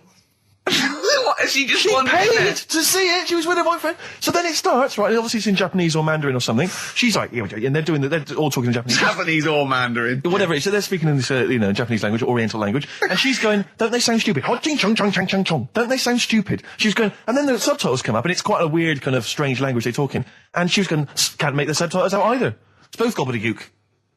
Just wittering on every step of the film. I totally agree with you, but what I like in your telling of it, I know you're sort of getting quite I'm emotional. genuinely livid. But she went Mandarin or Japanese, some Oriental language. And Well, I don't know what else. It's a strange language. It's a strange language. Well, anyway. Oh, dear. So then I moved. I climbed over several seats, made a big huff of, make a big show of moving. Yeah. Sat next to a guy on the phone, just chatting on the phone. Oh, I'd have gone mental at that. So now I hate that film. I didn't enjoy it. I don't like seeing it. I don't want to even think of it. It's subtitles, isn't it? Well, rubbish. That's why I get videos. Yeah, I should have thought that through, Carl. You're absolutely right. Lamb chop. Yeah, let's play Lamb Chop. This is brilliant. This is from this CD that came out recently with Uncut magazine. Occasionally they put out some quite interesting free CDs, and this was one that had various covers of Rolling Stones songs. And a lot of them were, quite shoddy, but this was a brilliant, specially done, I think, for the CD. It's Lamb Chop doing a version of quite an obscure Rolling Stones song called Backstreet Girl. It's just beautiful. Let's hear it. Well, listen, I'm a big fan of that TV show. It's on digital TV. A lot of people won't have it, but Inside the Actor's Studio with James Lipton. Yeah. And he interviews lots of big Hollywood stars, and he always asks them these same questions at the end. Can I just run a few of them past you? Go on. Okay. So, if you could do any other profession other than the one you do now, what profession would you do? Can you just change that to apart from a paper round? Apart from a paper round. Oh. If you could do any other profession, Carl. And it doesn't matter about It doesn't matter if you've got the skills or anything. In an ideal world, if you had the ability. Well, I think I'm about to buy somewhere, so I reckon something, using tools and doing a bit of plumbing and that. So a plumber. Well, sort of an all-rounder. Right. A handyman. Well, yeah. Yeah. I think, you don't get paid that much, but it's useful, isn't it? So. But you could get your own show, couldn't you, with Carol Smiley eventually? Well, all that, but the money that you don't make, you save by not having to pay someone else to do the chores. Do you know what I mean? I don't know what that sentence meant. Right. No. A plumber, how much is the average plumber on? The money you don't make, you save on not getting someone else to do it. No, just think of that. No, look, break that sentence down. Are there any... Sorry, Rick, but people who live in glass houses. Yeah. Anyway, let's just go back to Lipton quickly. We've got a couple to get through here. So, your favourite noise or sound? Favourite sound or noise? Oh. Is it me? No. It's not me. Hang on a minute. It's not me. Are you sure it's not me, Carl? I like Elvis. Noise. Elvis. In the ghetto. The sound of Elvis. Elvis in the ghetto. Brilliant. Okay. Yeah. And your least favourite noise or sound? I don't think it should really be records and music. Noises, things that you hear at home or whatever. Maybe a sound of a... The least favourite noise? Least favourite. The sound of... Probably sound of ghosts? Fire engines and that. Right. That's annoying. Except if your house was on fire, presumably. I think it's a bit unnecessary. You think they're just doing it to wind people up? I live on a busy street and it's happening all the time, and it is just sort of have a blast of it, and people will hear it. You don't have to keep it going. Yeah, Sure. Sure. So that is pretty annoying. And if heaven exists, Carl, when you get to the pearly gates, what would you like God to say to you as he welcomes you into heaven? What would you like God to say to you? Who asks these? What show's this? It's a programme where celebrities are interviewed by a guy, an American interviewer, and he always asks these questions at the very end. What would I say to God? What would you say to God if you believed in heaven, and if heaven exists, when you eventually go up to heaven and you're welcomed in through the gates And by your God, Parker and your Stussy t-shirt and your... what do you want God to say to you as he welcomes you in?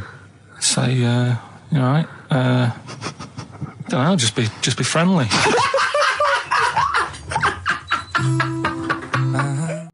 Well, we've run out of time. We've got to get on with the show. It's near the end. I hope you enjoyed it. I hope the scientists stuck in a big, hut in the middle of nowhere in pitch darkness, 10 of them. I imagine they've been fascinated, Rick, by the finger up the arse discussion. We had Chinese don't age well, gingers, all that. The big fat kid. Well, actually, they're probably secure in the knowledge that if they want to kill some time and it's dark, there's nothing better than stick your finger up someone else's ass. Exactly. So enjoy that. But they've been hanging on for Rockbusters clues, I imagine. Here's the answer. So give us the clue again quickly. All right. So the first one was the fella let his wife know how he got the bruise on his legs. Go on. Right. That was Courtney Love. Yeah. Courtney Love. So that's Courtney Love. So that's the first one. CL. So that one's fine. The second one. That Potter lad. What am I doing? Letting that one go? Just let it go. Am I just letting that go? Annoyingly, we haven't got time to take issue with it, Rick. Okay. That Potter lad, he's got a lot of bottle, hasn't he, doing all that stuff with the wizards and that. Go on. That's Brave Harry, the Bravery, current sort of XFM band, the Brave Harry, that works as well. No, it doesn't. And the last one. No, it doesn't. No, it doesn't work. The Buddhists. It doesn't work. Won't be able to get in their temple without Doesn't these. work. Brave Harry. It doesn't work. Brave Harry. The Brave Harry. Buddhists won't be able to get in their temple without these. TM. That's the monk keys, right? So who got all them? The monk keys. Who got all them? Right? Which band are called the Monk Keys? The Monkeys. Oh, the Monkeys. Yeah, the Monkeys. What are they again? Is the tip included? Yeah, go on that one. Right. In Turkey. Nice. It's not actually. That's where I went, and there was them little fellas after Suzanne in the kitchen. What? What do you mean? We stayed we went to Turkey. You went to Turkey and there were some little fellas. Well, they had quite a few sort of midgets working in the kitchen. Why? Is it a theme? No, was it a theme holiday? I don't know. Might get them cheaper or something. Was it? So they were working. Cheaper? They were working in the kitchen, and one of them fancied Suzanne and kept sort of eyeing her up, and she was winding me up saying, "Oh, not eyeing up and down, just eyeing her up." Yeah. Anyway, no. So what was she doing in the kitchen? No, it's like a pick what you want to eat type buffet, but you have people clearing the tables and that ready for you to come along. Are they low tables? And he was just keeping an eye on her. What did he say though? Was he? It was Turkish, so I don't know what he was saying. But he was a little fella, yeah. Did he? What do you mean a little fella? What do you mean little fella? Sort of dwarf-like. What do you mean dwarf-like? He had magic powers, or he was 4 foot? No, what do you mean, Carl? A little bloke, just like a normal bloke, but small. If you stood him in the desert, you wouldn't know. But he'd be hot at first. Right, Carl. You should watch out for the monkeys. Yeah, underground. There's underground monkeys. Look, you can't just say there was a little midget fella who was eyeing up my girlfriend and then leave it. What do you mean? What was happening? This is a story to us. This is much more interesting to us than, and she was deaf, right, and she hit her head. That's much more I don't understand how it manifested itself. Did he come over and say something? No, do you know when it's like girls know, don't they, when someone fancies them? What do you mean there was lots of them as well? Do they? That's worth knowing. Listen, right, come on. Right, so you went to this holiday, yeah? Yeah. And you went into the dining room or something? Yeah, downstairs. And you looked over. You thought, this is odd, there's no one serving. Yeah, and they go, Wait a minute. Hold on, you looked down and there was a little waiter. There was loads of them running around busy. Why though? Why did they get summer? What do you mean? Because it was in loads of them. summer. They had more of them They on. come out in summer. What do you mean they had more? What do you mean? Because it's busy, isn't it? Well, no, but they hibernate in the Why winter. were they all midgets? I don't know, maybe it doesn't heat stunt your growth or something. No! Well, they just happened to, maybe it was a thing that they did for tourists or something, I don't know. I just got on with my meal. It was a holiday, do you know what I mean? Go on. Right, So it's a midget survey. I'm not going to ask any questions. Right, okay, yeah. So they're all little fellas running around, and this one always was like, you know, oh, do you want a new serviette? You know what I mean? Going out of his way to sort of... for turning on the charm. Yeah, he was going out of his way. The others weren't. Right. I think what was happening is he'd been working with Santa all the winter. Yeah. This is a little summer break. This one He was hadn't your seen a girl. waiter, and so he was being polite to you. Maybe. But what did Suzanne say then? Well, she was using it to wind me up. What was she saying? Oh, Just like, you know, look he may be small, but he's built like a... Yeah, he's all man. So... Were you jealous of a midget then? You were jealous of him? It is a bit annoying, isn't it? Why? It wouldn't bother me as much now, because I've been with her for ages. Right. But at the time, that might have been one of our first holidays, and it's like... You don't want to be what's going on? I paid for this holiday. Yeah. And then you get off with a midget? Yeah. Oh. So anyway... But it doesn't matter, because you got chatted up by a bearded lady. So. yeah. Tell you what, no, that's got nothing to do with that. What were you going to say? What were you going to say? I was going to say the hotel was half board, and maybe... Oh, right. I thought you were going to say it's just one of her shortcomings. So listen, right? Play a record. Oh, that was great. That was very, very funny. What indeed. a wonderful clip that was. I enjoyed Do you it. remember that? Yeah. Wow. It was a few weeks ago, wasn't it, really? I mean, I think it was last week. we'd have to have very, very bad memories not to remember that hilarious clip. I'd like to hear that again maybe in a couple of weeks' time when I'm away. Yes, absolutely. It's embarrassing, isn't it? And we, you know, but the good thing is, on telly, I feel a bit guilty about putting out shoddy rubbish because I'm getting paid an awful lot. Yes. But here, you know, I don't give a They can bleep that. They will do. Eminem, Sing for the Moment, on XFM 104.9. I'm Ricky Gervais. With me, Steve Merchant, with 5 little hamburgers. Got 5 burgers here, yep. And so I don't know, how should we begin, Carl? Do you want to just look at the size of these burgers? Look, they can see it on webcam, can't they? They can see us stuffing these burgers into your mouth. And by the way, I'm filming this, Steve. Look, Brilliant. Look, I've got a camcorder. Yeah. We'll put this on unseen footage on a DVD or something. Or maybe on the website. On the Oh, Carl, what if you break the record? Okay, Carl, I'm coming round now to just monitor this and adjudicate. What's the web? If you want to see this on the webcam, what is it? xfm.co.uk. Right, okay. Hold on. So- Can I, Steve, I'm can not I do being that? funny. I'm not being funny, right? But I think I have got like a bit of a wheat thing. You've got a bit of a what? A wheat allergy Oh, thing. don't give me that. No, seriously, my head's... I've been eating a lot of shredded wheat recently. And my head's got a bit bigger. Carl, I don't think you can let us down now, mate. So you just got to put that first No, one I can't put that like that in my mouth on its... I've got to break it up. I've got to break it up. Can't break it up. Can't break it up. It doesn't say you can on the rule thing. It does. It doesn't. I can't look. I physically can't. Try it. I can't look. I'd have to be Jay Goody to be able to do that. Seriously, look. Oh. Try it. Yeah, I know, but you're not approaching it right. That's it. Come on, go on. That's all. Keep Oh, going. God, he's not going to do one. Keep going. That's good work. Keep going. How does he get brilliant? Keep pushing. Ease it Keep in. pushing. Ease it Keep in. pushing. Get one in at least. Ease it Get in. one in at least. Get one in. Ease it in. Get one in. Push it. That's one. Let's go for another one. I reckon you've got to rip it up a bit. Okay, do that then. See how many you can get in. You've got to get in 2. No, just one. No. Well, it's don't three, rip it up I and think. pack it in. What do you do? I Pack your swear. cheeks first. Honestly, Steve, my head is swelling a bit because I have got a wheat thing, a wheat allergy. That'd be good, then there'd be more room. Right, okay, look. Carl so is now that's- just sticking it in his cheek. Yeah. Don't eat any. You can't swallow any. It's like a hamster. You've got to work it like a hamster. Yeah, stick it in. Come on. He looks like Marlon Brando in The Godfather. Come on. Don't lose any yet. Right. Pack it in, then use your fingers to pack it in. Come on. Wedge it in. Like you're grouting the bath. I can't do this either. Keep going. Keep going, don't give up so early. This is part of the problem. You just give up, Carl, too quickly. You failed again. It's like your history O level. Come on, Carl. Come on. Do something That's all well. I've won there, Succeed at something. Push it in. You've got nearly a half a burger there. Oh, I'll come round there. You're chewing. Don't chew. I've got a bit of food. I don't know what he said, but is that What, is that a whole one? No, it's not. I can see bits left. Come on, Carl. Come on, keep working at it. We keep working at it. But there's so much space in your mouth, I can see it. He's going red. Okay. Okay, we do another one. We do another one. That one then. We're doing a... Oh, are you alright? Are you going to be sick? Are you alright? Alright.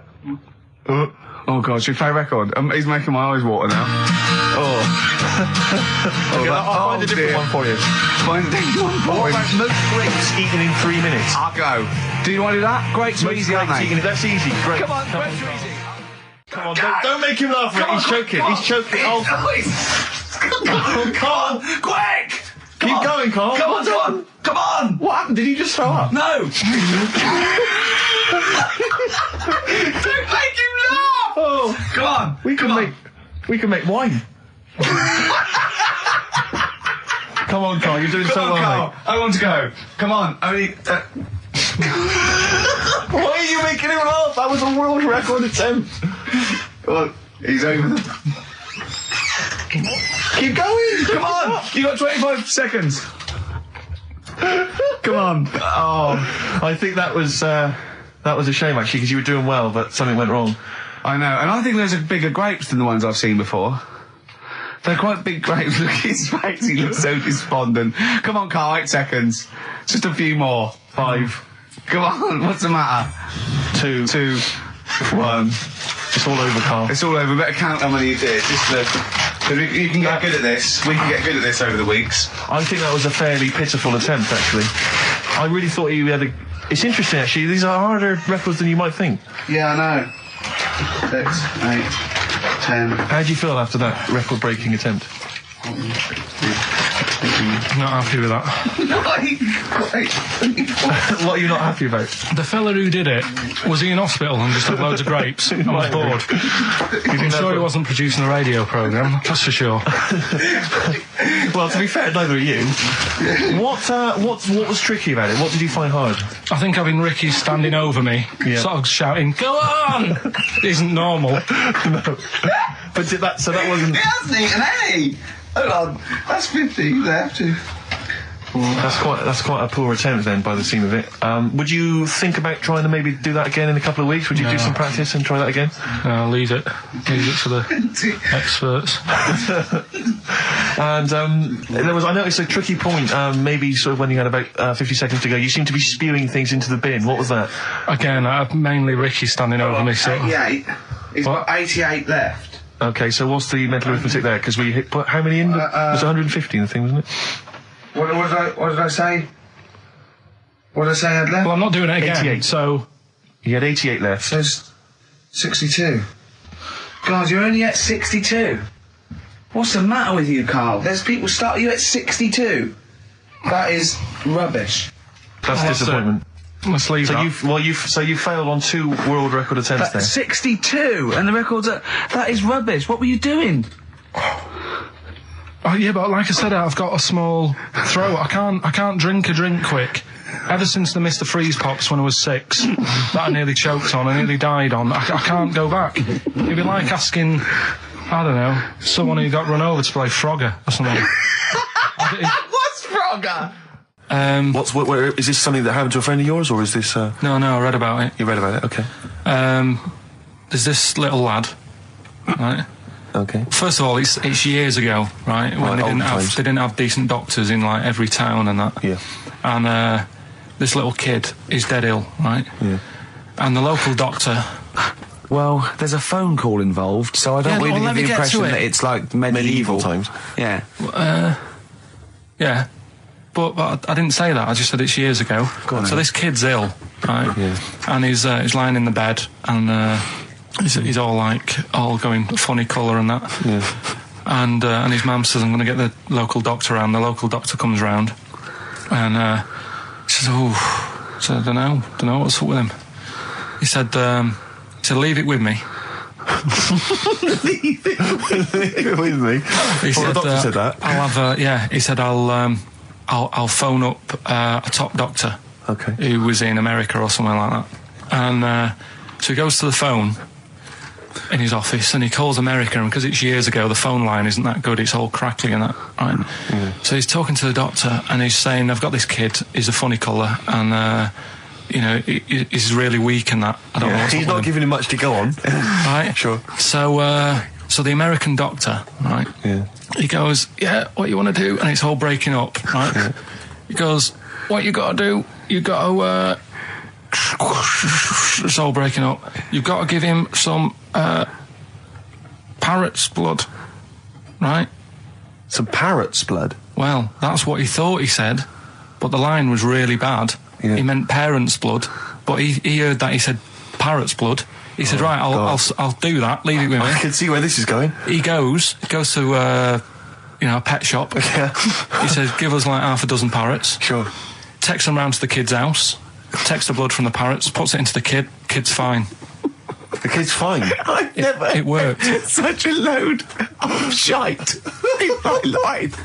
I've never heard such twaddle, such just made up, enhanced, exaggerated bollocks in my A life. load of old rubbish, Carl. I mean, when he told me this, the doctor said, what do I do? And the doctor on the other end said, give him some blood. And the doctor went, where do I get blood from?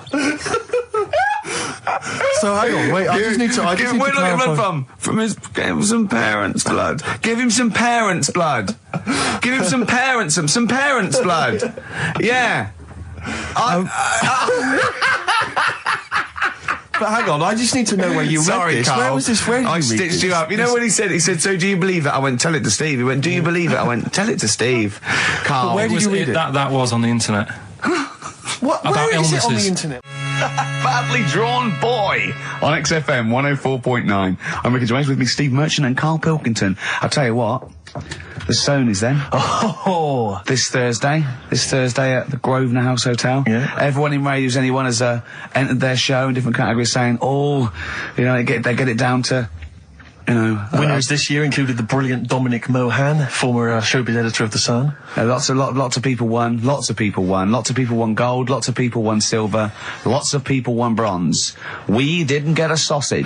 Nothing. This show was deemed not worthy of anything. I mean, not a look in. The panel looked at it and said, well, no, definitely is not radio. Didn't get a vote. See, that annoys me on so many levels. Let me tell you. One, right? I've never complained about losing an award. Okay, ever. Yeah, mainly in TV. I know we've won a lot, but we've been beaten by Peter Kay. Good luck to him. He's brilliant. Beaten by Phoenix Nights, the sitcom. A lot of people like that more than the Oscars, vice versa. Right? No qualms.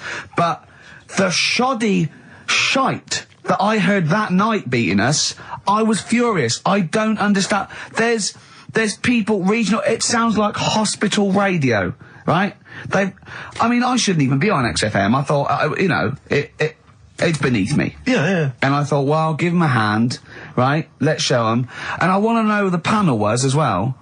I do not believe it. How can they I was looking back over some of the shows, right, before I go, Carl, and I've just done a little excerpt of, a trailer of what we do, what we're about, and I don't know how the panel could overlook this. Play a bit, Carl, please. Shaking her muff, minge and tits around does not make her a hoe, then what does? These kids at school with big heads. Carl, what are you talking about? Shut! Oh, my name is Holy Fuck. Right, Yeah. there's this monkey that was on a train station. Right. What if you mean cock to mean penis? It was my Down syndrome son. Oh, chimpanzee, that monkey news. So we've still got monkey news coming up. You're an idiot! You know what I mean? That's, to me, quality broadcasting. I don't know how they can say that isn't worthy. That's what we sent in to the Sony people. They listened to that. How they didn't think that was dynamite stuff. It doesn't make sense. Actually, I've been thinking about this since Thursday because I've been a little bit down in the dumps. Yeah. What I think it is that with the TV show, the TV stuff we've done, Rick, we put a lot of work into that. Yeah. We get the script, we got the script, we Yeah. spend a lot of time on it. What this show is about, it's very much about spontaneity, it's about our personalities, and I don't think we're ever going to win an award for our personalities. I think that's where we're going Do you know wrong. what I think? I think that when we're together, we're with the auteurs of The Office and, and we're strong on it, and we're just two, we write it, we direct it, Yeah. we cast it, we even worry about the font and stuff on the, we do everything. There's a weak link in our midst, I think. On the radio show? Yeah. Right, well, I'm just trying to think what the common factor is, because on the award-winning TV show, it's Bliss You and I. Yeah, I don't know. Well, I'll tell you what, can we play a record and let me think about this, because there must be something There's got to be a factor. that isn't in The Office that's in this, that means that The Office is award-winning and this is a pile of shite. It's interesting. I mean, I don't think our number one fan, Dickie Anderson, Richard Anders, was on the panel, although he here has emailed in. He's got a couple of thoughts as to maybe why we... What is Dickers doing, man? Dickers says, commiserations on not winning a Sony. I can't believe you didn't win, naturally. I mean, apart from your show's obvious lack of quality and effort, having a monkey for a producer, offering the biggest load of tat as competition prizes, saying hairy Chinese kid 48 times every show, Rockbusters, not bothering to turn up for weeks on end, only having 3 listeners, introducing the comedy characters Camp David, Harry Fook, which I think he spelt wrong there, Stephen Merchant. I'm not a character. Apart from insulting every race, religion and sexual orientation, bickering like schoolgirls, We haven't done everyone yet. We have not insulted everyone yet. There's loads to go. Despite the fact you generally bring misery into the lives of anyone who listens, I thought you were surefire winners. Better luck next year. Well, I mean, a couple of constructive, criticisms there, but generally, I still can't nail it. was he on the panel? Well, I don't think so. Well, he's a fan, so... Yeah. Well, no, he's clearly a fan. I mean, Yeah. he obviously loves the show. He has hit the nail on the head. Oh. Which... Yeah. But, what should we do? Should we give up or should we try harder? That's always my dilemma in life. Sure, yeah. I mean, I've always gone for the first one. Give up. Yeah, why bother? Yeah. If they can't see, just give us the award. And then worry about it later and we won't let them down. Yeah. Now they've got blood on their hands. We're gonna... Yeah. What should we do? To give a couple of months notice? I think so. Okay, well, there you go. I mean, seriously, I mean, I think... I'm being serious. I'm not being wacky now. We haven't told Andrew, but... I think we've won our course with this show. Yeah. So let's... Okay, we'll give it a month, and it's because the Sonys didn't give us anything. Play a record. Yeah. There you go. You got to do a bit longer than that. No, we haven't. Got to give a month's notice. No, you got to work till about September if you're going to... No, we haven't. No, we give a month's notice. Whatever, give the money back somewhere. Well, you give your money back. Yeah, I know. What are you going to spend your 80 quid on? True. Oh, that's a wonderful, wonderful clip, and a great record that preceded or followed it. I'm not sure. But could I make some dedications? Yeah. Because I last week, just before we had to come in to record this, popped out trying to get onto the tube, and I had a nightmare because there were millions of protesters, so-called protesters.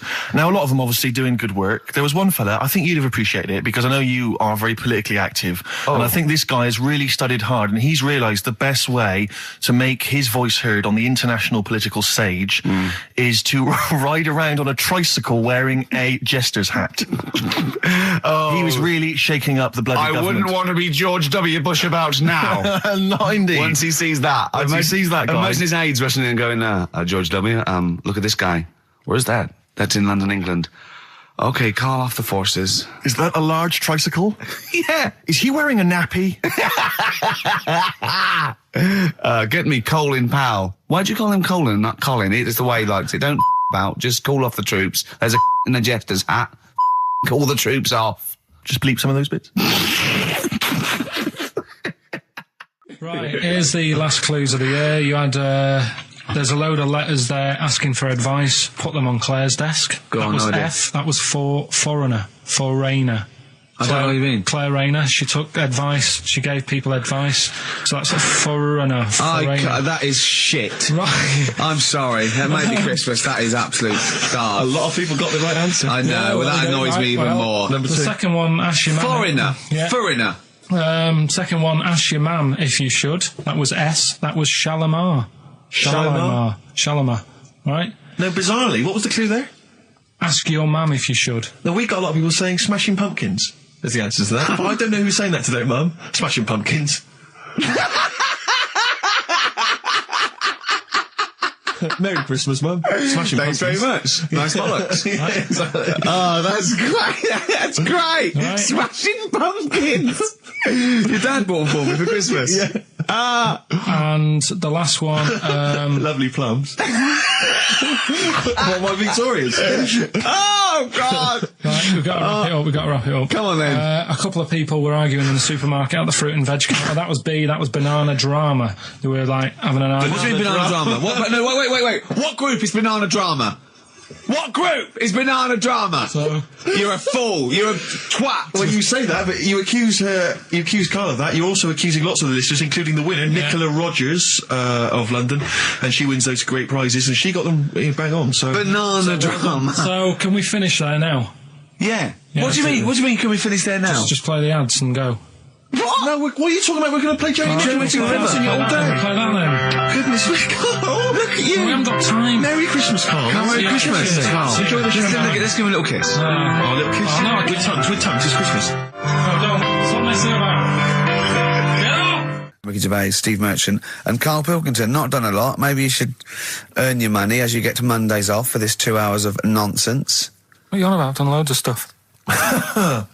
Right. Same old. Yeah. Let's have something new, something Come on. fresh. Well, I've been looking around, right, on the internet for stuff. Yeah. On the internet. Yeah. Your Bible, where you get all your information about the world and the universe and morality from. And you know, like, how I always say to you, I don't really read that much of it, I just read the headline, Perfect. right? Yeah. Anna Nova have sort of nicked that idea to grab you.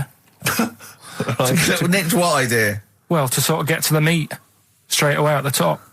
Do you know what I mean? The headline to the story and everything. What? Right, these are But stories. the headlines already existed. That was why you thought that was a good not idea? like this, though. All right. Headline. Well, these are all headlines, right? Vibrating shoes could stop elderly falling. Do you know what I mean? Oh, God. You don't need... Vibrating shoes could stop elderly falling. Yeah, that's the story. You don't need to read on. That's what I'm saying. Well, Right, could you because read that anyway? Can't be bothered. Read on anyway. Well, Read. you have a look at that in a bit, right? All right. Oh, it's okay, so what interesting. this is frustrating radio if you're sitting at home. No, well, but it's not on. They've turned it off. If you want to know more, you know where to go. That's what I'm saying. That's what they should do in the news. Get the news done in Bong. a minute. There's a good story about Iraq. Right. Bong. Have a- look it up. Give us Look it a- up on the internet. Anna Nova. Give us another bong. Bong. Family sick of living on Butthole Road. Oh, brilliant. Bong. Man wears same shoes for 60 years. Oh, bong. This isn't that good. Some fella pulls a train with his teeth. And in lighter news. I love that. Triple Donald. This one isn't very good. And the last one, man fails to break clothes pegs on face record. She's always good. Well, that's the one I did read on about. I love that. All those. That's the one he went on about. Go on then. Just Why is that news? He fails to make a record. So did I today. I know, yeah. I failed the long jump record today. Yeah. Didn't even take part. No, I was rubbish. But what are the rules on world records and that? I don't know if there are rules. There are certain things you can't. I mean, it's the Guinness Book of Records, isn't it? Really, that's the arbiter, isn't it? Yeah, but is there anything, if you said you wanted to do it, would they say, well, you can't do that? Yeah, they've stopped some gluttony records. Obviously, things that are in danger. It's anything that's illegal. Yeah, anything that's immoral. Yeah, like that American serial killer that just got discovered. Yeah. Having killed 47 women. I don't think he can make that into the Guinness Book of Records. No, because people will be trying to beat it, won't they? But there was some other story about a fella eating watches and that. That can't be good for you. So why don't they say, look, don't do that, do something else? He wanted to stay regular. Do you know what I mean? Though? I just wondered. What do you mean he there's was any- eating watches? He just said he was eating watches. He got about 3 in about a minute. How did he time it? Do you know what I mean, though? Look at Carl. I love that look at Carl. Carl is looking back and forth. You know when you sort of you go to a cat and it looks back and forth between two people. That's very much like Carl's looking at us now. Or when, like, a child sees a midget or something in the street. They're just transfixed, aren't they? And the parents go, don't stare. When we were pushing Ash, as our producer's in a wheelchair, and we were pushing him He's through not the a VC. midget, we should make No, that he's not a little midget. He's not tall. But we were pushing him through the VC, and this little kid just came up and just stood in front of him and looked at him. Yeah. I just laughed. It was funny. Do you do that? I imagine you get caught staring at things. Do you go up to people? Do you go up to people with problems and go, "Mummy, is that a monster?" Well, I was telling you one about when I used to go with my dad in the taxi. Oh yeah, What tell us this happened? story. Well, Your father was a taxi driver? my dad he had loads of jobs, which he did back then. And they don't do that anymore, do they? People don't. They don't Have a do variety of loads jobs? stuff. Sure. But at one point, he had a black cab, and I used to go with him. Used to get a beer crate and put it in the front of the black cab, and sort of sit just next to the meter. And anyway, we got this call, and the guy on the end of the radio said, "Oh, you've got your son with you, haven't you?" So he said, "Yeah." So it's just like, we've got to pick up at number 11 Village Lane or whatever. And I said, all right. And it was this woman. It was like a woman version of the Elephant Man. Wow. The Elephant Woman. Yeah, it looked like... it was really strange because I was in the front of the cab, and when you're a kid, if something looks odd, you're a bit scared of it, aren't you? Yeah. And my dad was like, look, be all right. And we're driving towards her. Look, don't worry, son. I've got loads of buns. And just to I think I'll just throw one down the street if it lets you run after You're it. being mean, right? I am a little bit, So yeah. how old were you, 18? No, I was about 12 or something like that. 11, 12. And as we got closer to her, it looked like she was holding like a bag of spuds on her shoulder. For a snack. Right. And her head was all a bit mangled and messy and that.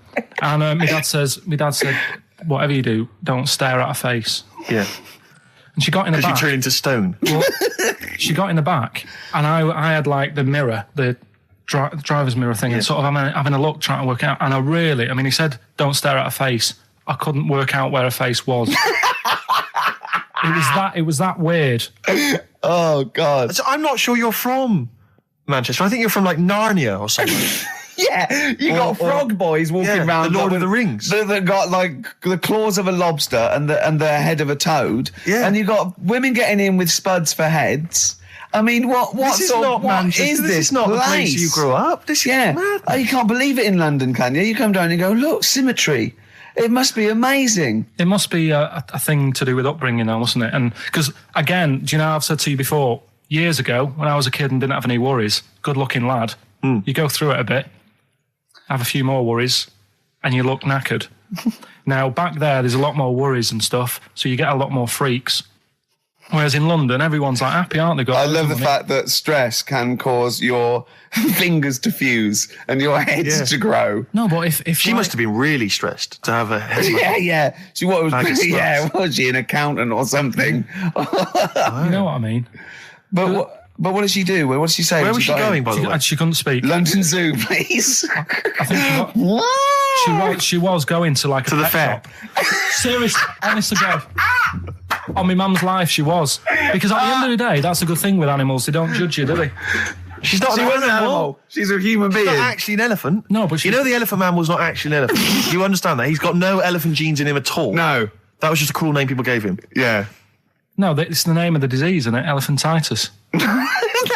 Look, so listen. So this woman, why was she going to a pet shop? She was going to a pet shop. What, to find a husband?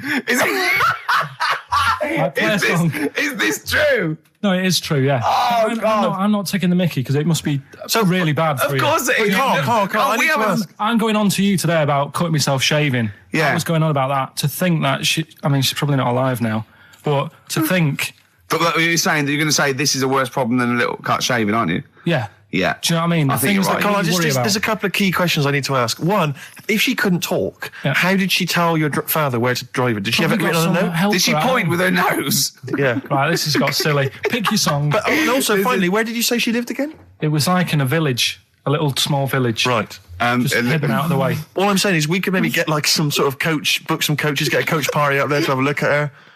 So Take some photos. And now You can make some lemonade. the offspring of a woman and some spuds. Yeah.